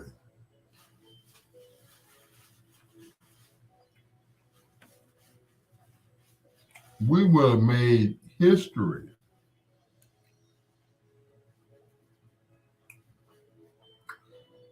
We had the first black president. We would have had the first female president, but we ended up with the first female black vice president. I'll take that.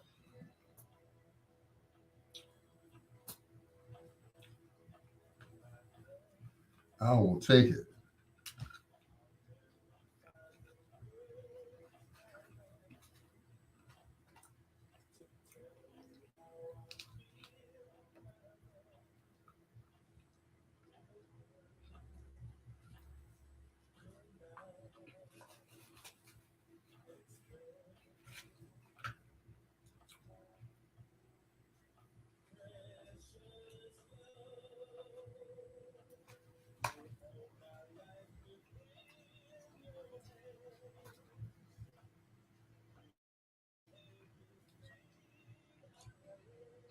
Oh, she ain't doing nothing.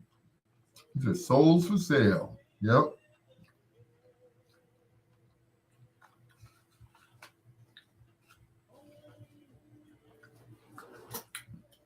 Uncle Willie and Uncle Jesse. That's all I got to say. Uncle Willie, Uncle Jesse. Jesse White, Willie Wilson.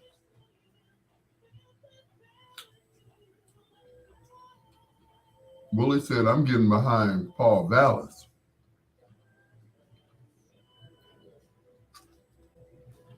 Hmm.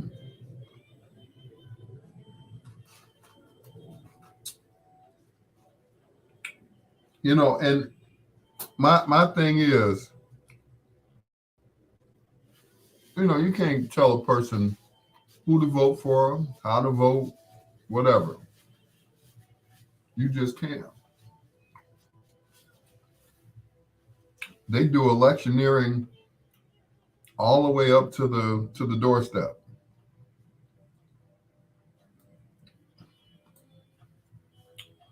Willie supporting Vallis. Yeah. You ain't know? Uncle Willie, Uncle Jesse, Jesse White. I've known Paul Vallis for over 30 years. Really? Okay.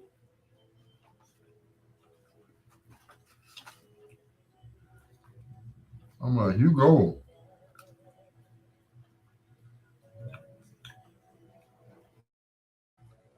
Jesse said, I'm out of office. I got nothing to lose at this point. Mm-hmm.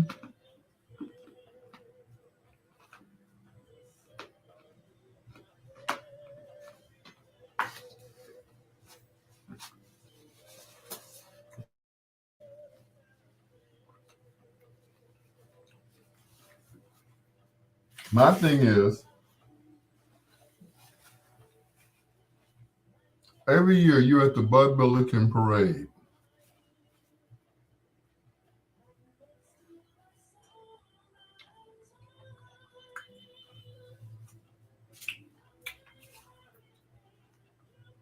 Jesse, let's see how they're going to receive you this year. If if Brandon doesn't win,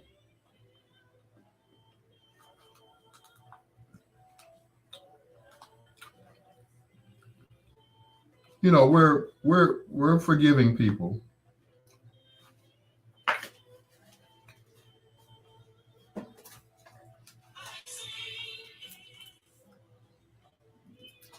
Would you say, Jesse?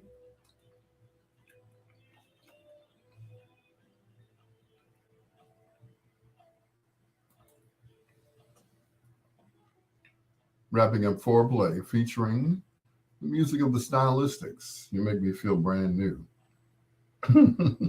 Would you say, Preston? Boo! This mayoral race, they keep saying it's historical. The historical mayoral race.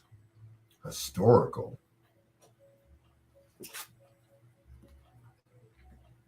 What is historical about it?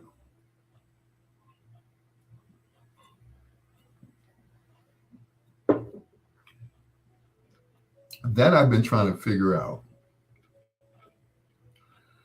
What is historical about this mayoral race that's coming up between Paul Vallis and Brandon Johnson? What is the reason being that this is a historical race? I say it's a classic race. Why? A few years ago, there was a mayor by the name, or there was a guy by the name of Congressman Harold Lee Washington, who's running against Bernard Epton. Was that race historical? It wasn't historical until after the black man beat the white guy. Then it was historical because we had never had a black mayor in the city of Chicago, in the history of the city of Chicago. The city that was discovered by a black man, that was named by a black man, who finally got a street or a stretch of road named after a black man. What is historical about this race? That's what I want to know. Preston said, if we lose no more black mayors for 100 years, that's what they said about the Cubs. If the Cubs lose, we're going to wait another 100 years to keep. But I hear you. It's the first time I've seen that many brothers or people of color, brothers and a sister running after the chair for mayor, including the mayor who said, I'm not a candidate. I'm the mayor. They shut her up quickly. They shut her up quickly.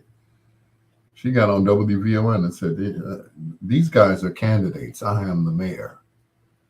I said, okay, all right. All right, there she goes again, popping her collar. Yeah, they popped her collar, though. Yeah. Here's two in a row from the late, great Bobby Caldwell. Got me standing on this catwalk, baby, with this historical mayoral race. It's your peanut butter brother, Dr. Al Greer. Hello, Miss Hightower. I know you're asleep already, right?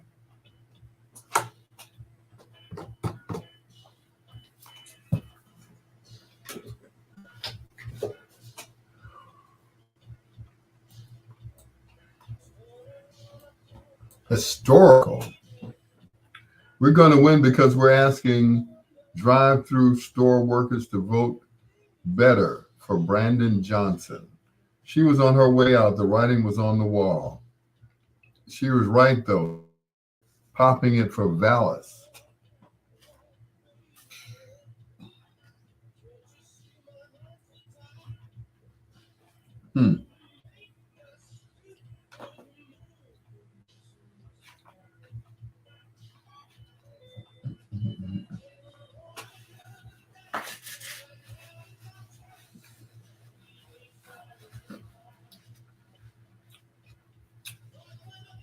And if you noticed, or maybe it's me and maybe I missed,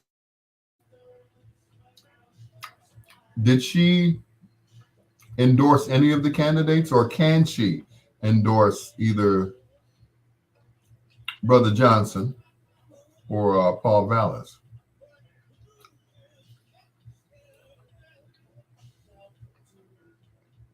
If he wins, I'm going to play a special tribute to the brothers Johnson, his cousins, the brothers Johnson. Mm-hmm.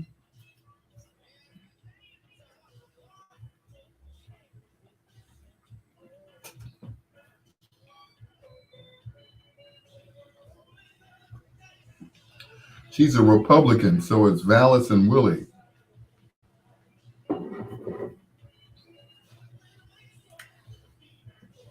And I will say this, Preston and Luana.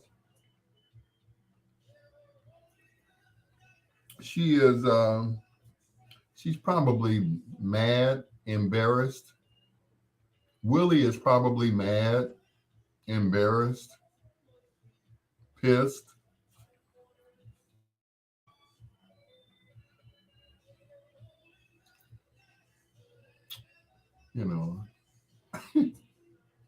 I saw these, what do they call them? Memes, memes, meme. Willie's like, I gave all you ninjas money, and this what y'all do? Win place a show. He didn't even show. In fact, he was below Chewy. He didn't give nothing out. Insert racist joke. Now, And I know Troy probably wouldn't even touch this one.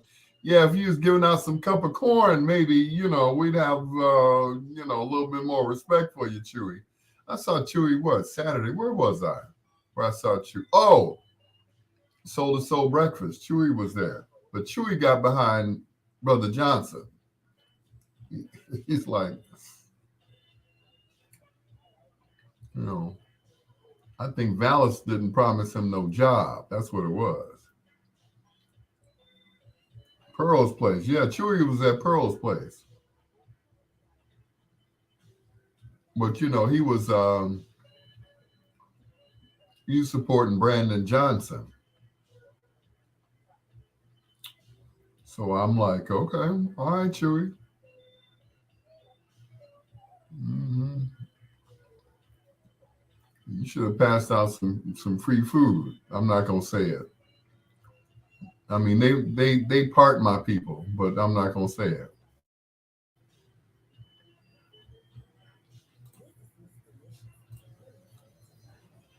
You should have passed out some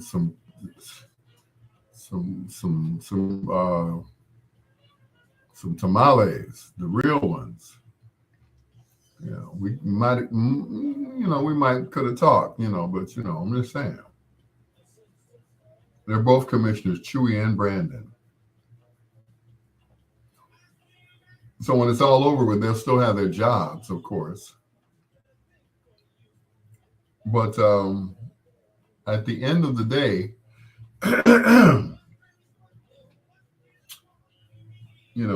Chewy was pretty smart to go with Brother Johnson.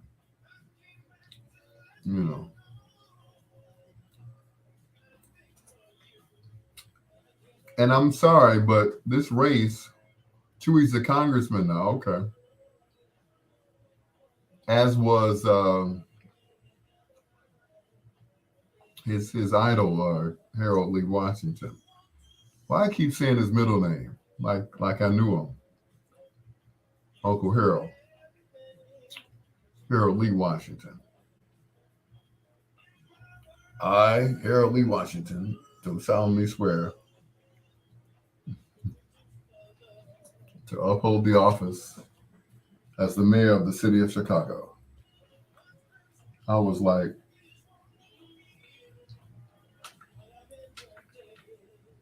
I remembered that day like it was yesterday. I was like, I thought I would never see in my lifetime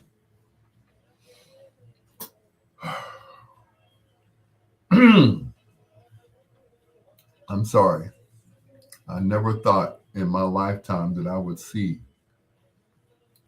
a black mayor of the city of Chicago. Never.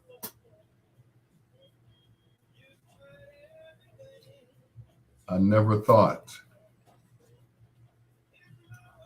Brandon is Harold 2.0. I know that's right. Go ahead. I remember they were sending absentee ballots down to Urbana for people to vote for Harold Washington, who lived in Chicago, who had addresses in Chicago, who had parents who lived in Chicago, but they were away at school and they couldn't vote, and they were sending absentee ballots down there. This is when I really got into politics and how quickly I got out of it. I was like, oh my God.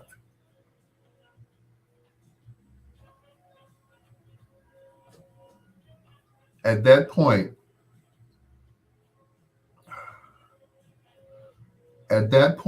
I was like, this is bigger than us. This is something big.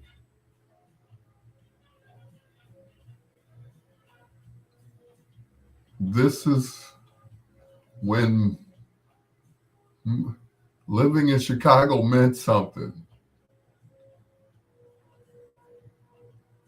The fact that they pushed so hard to get Harold in office only for these to kill him.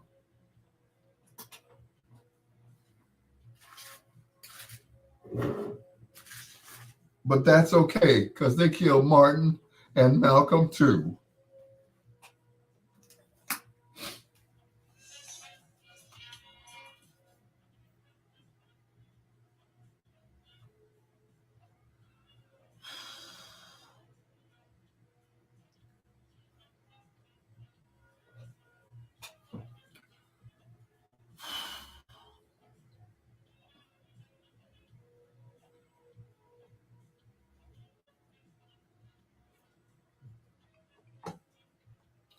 Bop, bop.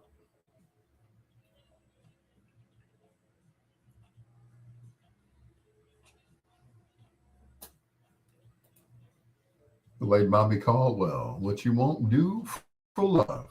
Right here on Bedtime Stories. The show designed with the lovers in mind, where we put you to bed, but never to sleep, with the greatest love songs of all time. Shout out to Beverly Records. He is such a nice man,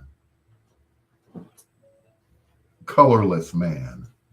You know, he's white, but he's a brother. Jack is a brother, and I appreciate you, brother Jack. I went there looking for some 8-track tapes, and he's like, okay, it's like, you know, 6 for $5 or something like that. I was like, okay. So I picked out 6 and I went to pay him. He said, no, no. And on top of that, he gave me this t-shirt.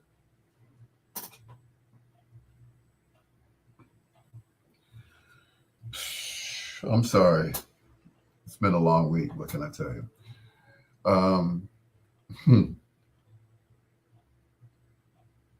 It never fails. I go into the black record shops and they don't know who the hell I am. And I go into Beverly Records and this man gives me a t-shirt and 6 free 8-tracks. I went to Hyde Park Records, but they don't count. They still black because Anyway, shout out to Jack. We were talking about the mayoral race, and they're saying how historic it is. What is historic about it? It's a black man and a white man going up against each other. What is historic about this? What was historic was when Harold Washington was going up against Upton back in the day, and he won. That was historic. It was historic because afterwards, Harold won. What was historic about it was we got our first black mayor of the city of Chicago. That was historic. That was what was historic about it. It was just another race between a black man and a white man. And we're like, okay. One of my father's oldest and best friends, he said, Wall Street, not Wall Street, but LaSalle Street is not ready for a black man. Can you imagine a black man throwing out the first pitch on the first day at the Cubs game? Guess what? It happened, Mr. Henderson. It happened. It happened twice. The first time they thought it was a fluke. The second time he said, you want Harold? Here's Harold. And then the white folks got scared. They gave this black man another chance to run the third largest city.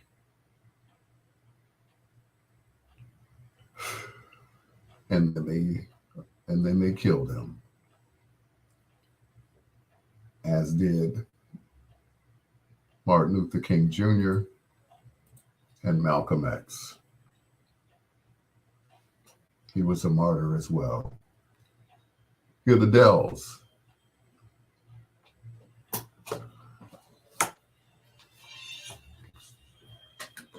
Then they killed him. I don't care what nobody said. They keep saying, he had an enlarged heart, and he had this, and he had diabetes, and he had high blood pressure, and he was overweight. which were all excuses on making it easier to kill him.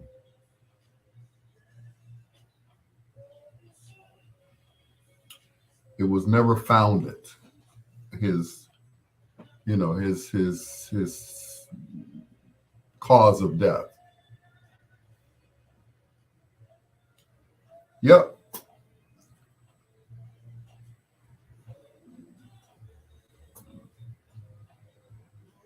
Yep. They made sure he was gone. I think they were all in on it.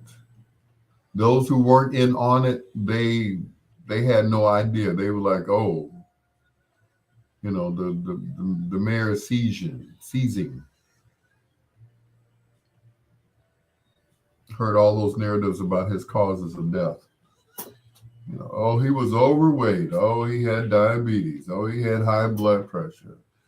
Oh, he had an enlarged heart.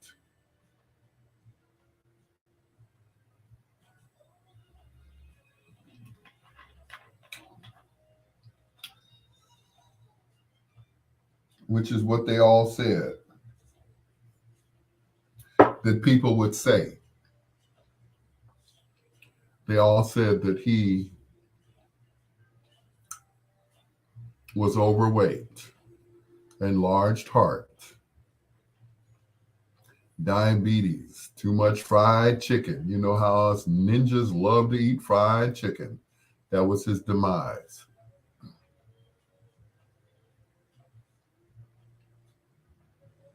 Nope.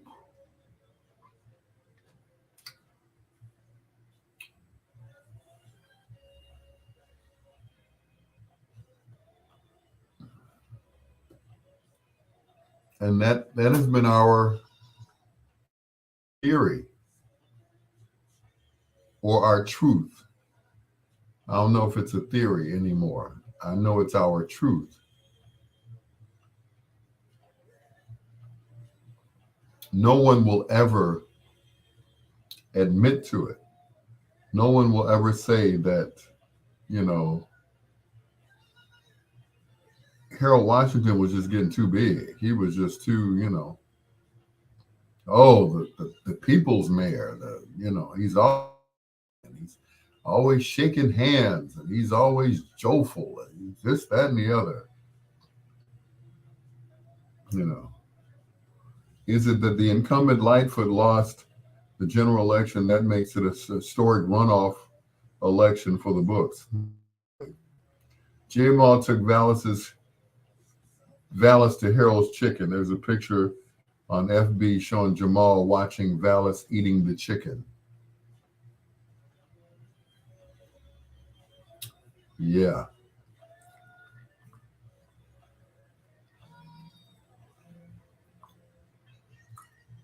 But once again, yeah. Oh, he was overweight. He had diabetes. He had high blood pressure. He had low blood pressure. He was knock-kneed and, not well kept.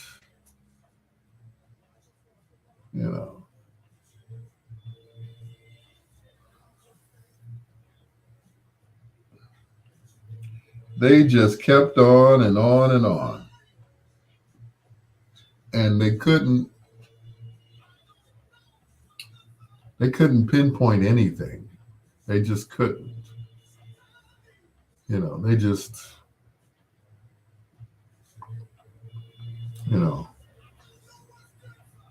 we can't think of nothing else to put on this man. They tried to depict him as a homosexual man. I mean, everything they could have thought of, everything that came to mind.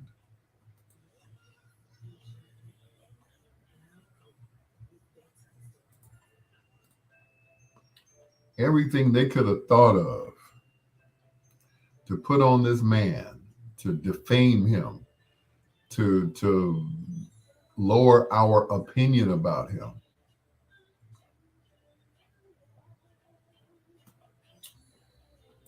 No weapons formed against you shall prosper.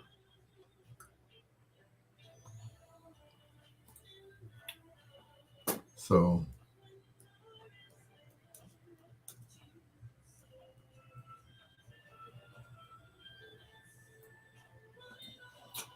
so they tried and tried and tried everything they could have thought of.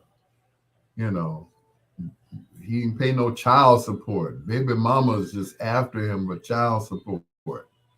They couldn't find nothing on him. Same thing with Obama. They couldn't find nothing on Obama. Nothing. He got to have a baby mama somewhere. Nope, just Michelle. Knock me. I know, right? Tony Bosley, what's going on, brother? Knock kneed, flat footed. They couldn't think of nothing except that what? The only thing they could think of for Obama is like he smoked weed once. So did Bill Clinton. But I didn't inhale. you know,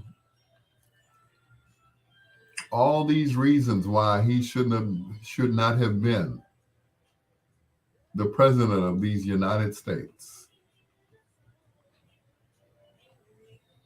And just like Harold, he did 2 terms. Well, Harold almost finished his term. But just like the man before him,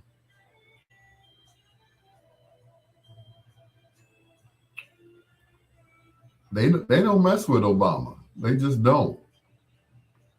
They tried, they tried to, link him to his pastor and everything his pastor said. He's like, my pastor doesn't speak for me. I'm my own man. But they know how black folks feel about their pastors. Oh Lord. Woo!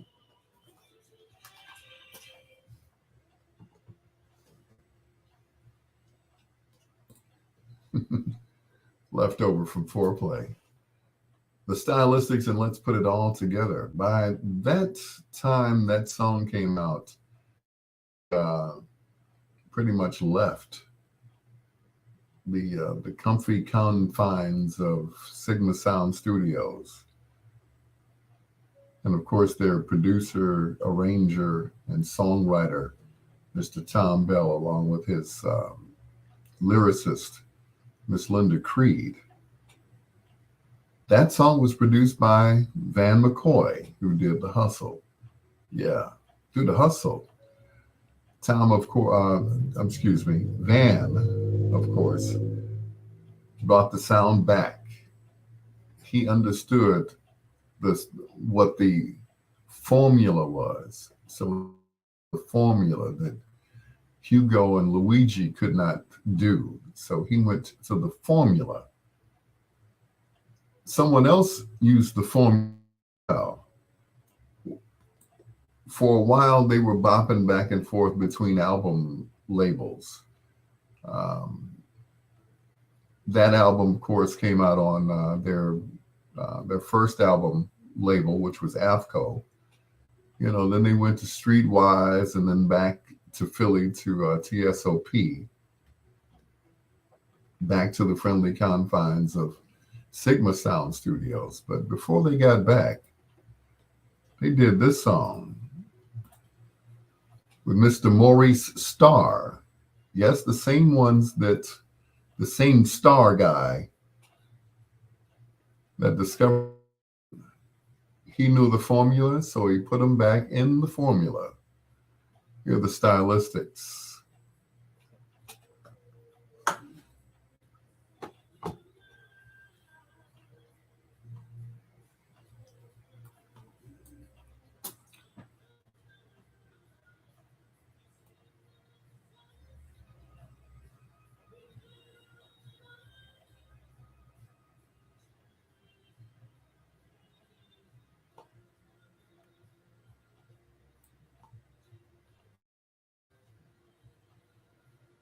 Take a little love for love. Little love, take a little love. Give a little love for love. Baby. A little love for love.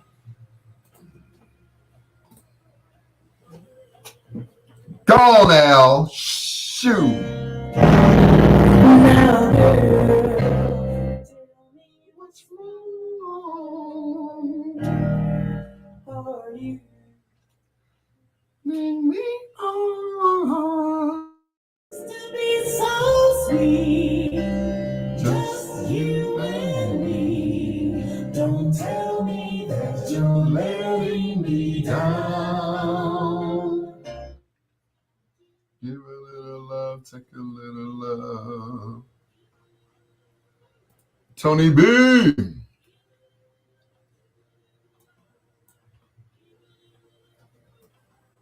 Won't be give a little love, take a little love. Ah, ah, ah. Go on, Russ. Mm, mm, mm, mm.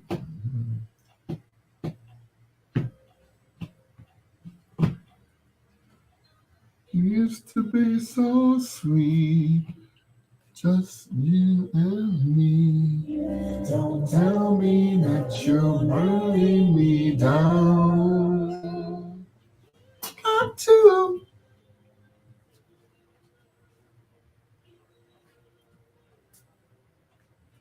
Give a little love, take a little love. Baby, give a little love, take a little love.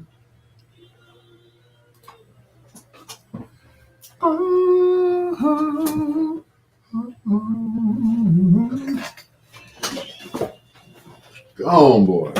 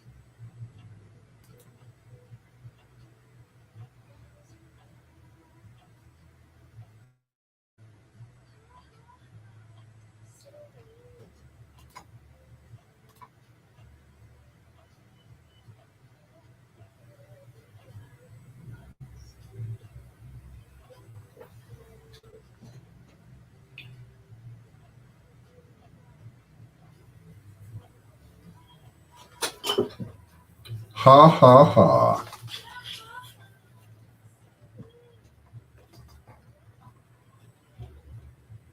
Mm-mm.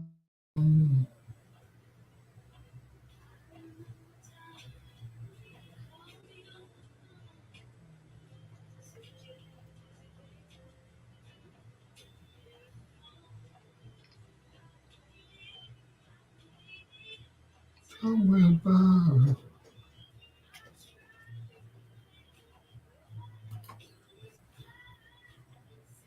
ceiling, ceiling.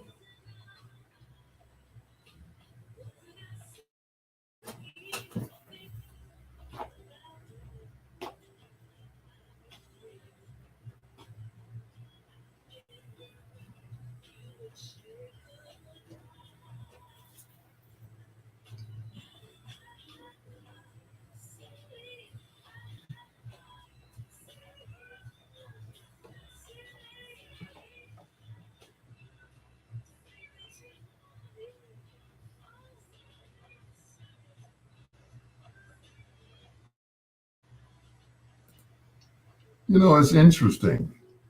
Can we say that that was a one-hit wonder? I mean, that was Valerie Simpson, of course, of Ashford and Simpson, but do we say that she was a one-hit wonder by herself? I guess we can say that. Of course, the song was written by her and her husband, but she never had a hit by herself. So, anyway, it's your peanut butter brother, Dr. Al Greer, Valerie Simpson, and Silly, wasn't I? Troy Anthony said, I just sent you $1,000. If it isn't there, John Caldwell and Tony Bosley stole it. Yeah, right. I think John makes more than that in a gig. So, but anyway, it's your peanut butter brother, Dr. Al Greer. Going down the home stretch with this one from Prince Rogers Nelson, from my good friend Elo, who listens to bedtime stories. Mm. Mm-mm, mm, mm-mm. Mm-mm.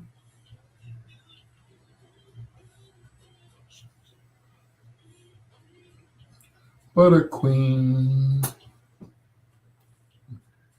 I ain't the one.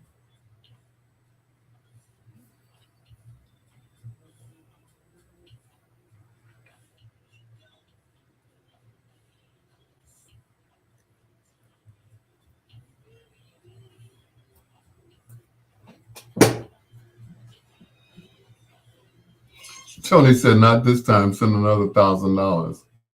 Yeah, since you're giving out money like that. Go ahead with your bad self.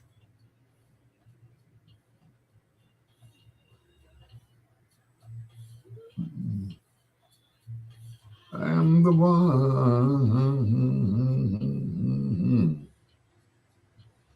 Mm-mm.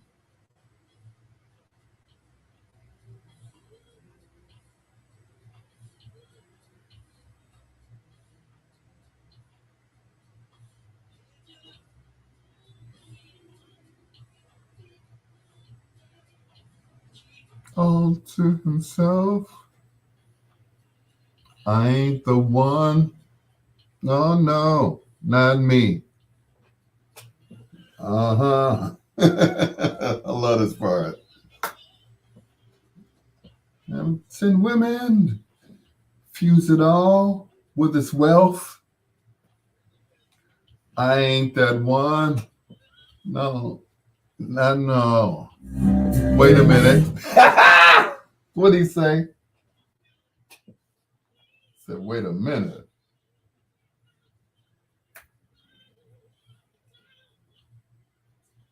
After time.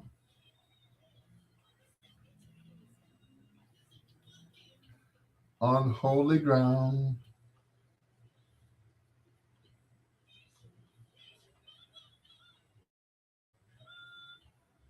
Comes to the getting on down.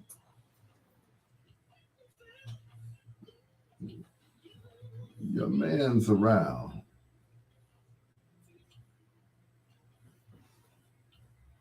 Mm, right here. Right here. Better not.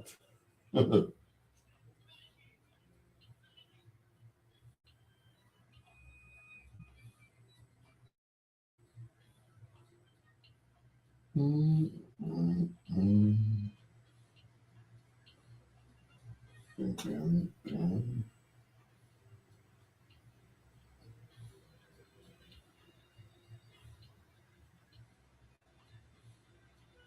D-Ron, what's going on, sir?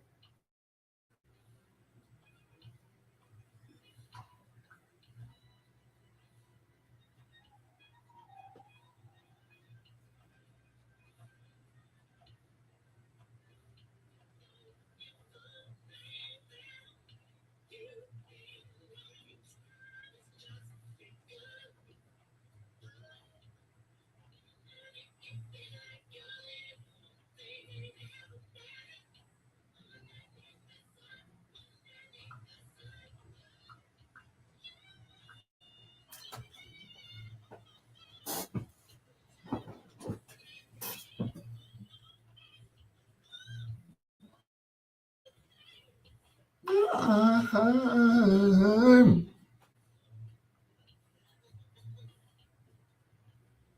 Mm, mm.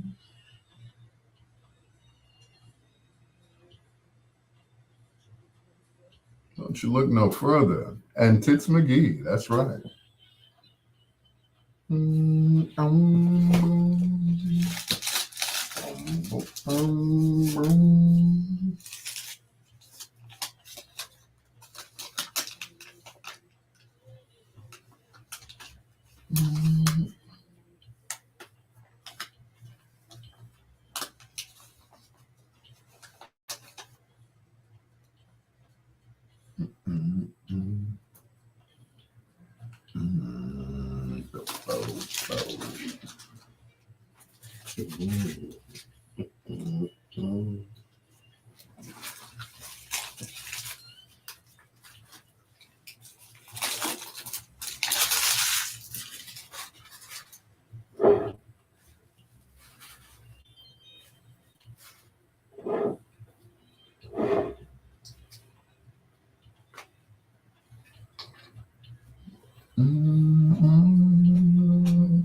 Bobby Hutton.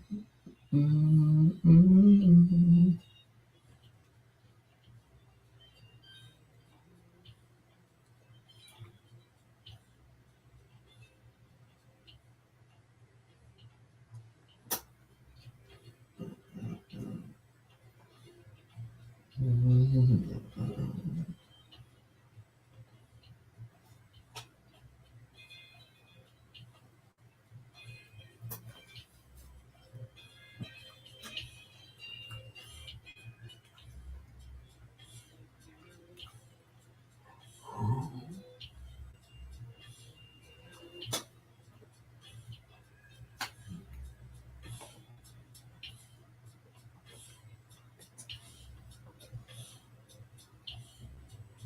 boom, boom, boom, boom.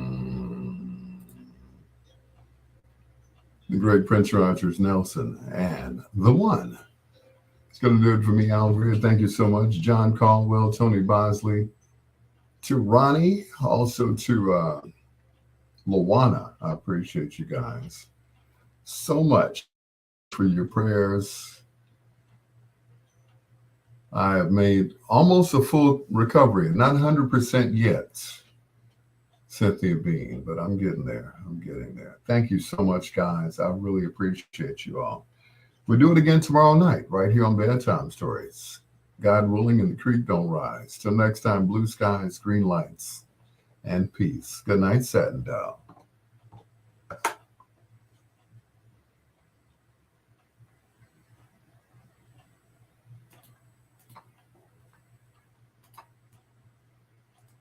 Nighty night, guys. Got to do some work before I go to bed. Bye. So thanks once again for your prayers for my speedy recovery. I'm not out of the woods yet. I still got a whole bottle of pills to take. But I appreciate you all. Thank you so much. Um, I think I showed you all that picture of me with my eye like, yeah. So, yeah, Tony Bosley, my man. Um, really bad, really bad. But God is good all the time, and it's good. Good night, everybody. I'll see you with both eyes tomorrow night, right here on Bedtime Stories. From Studio, whatever this is, Studio A, B, whatever. See ya.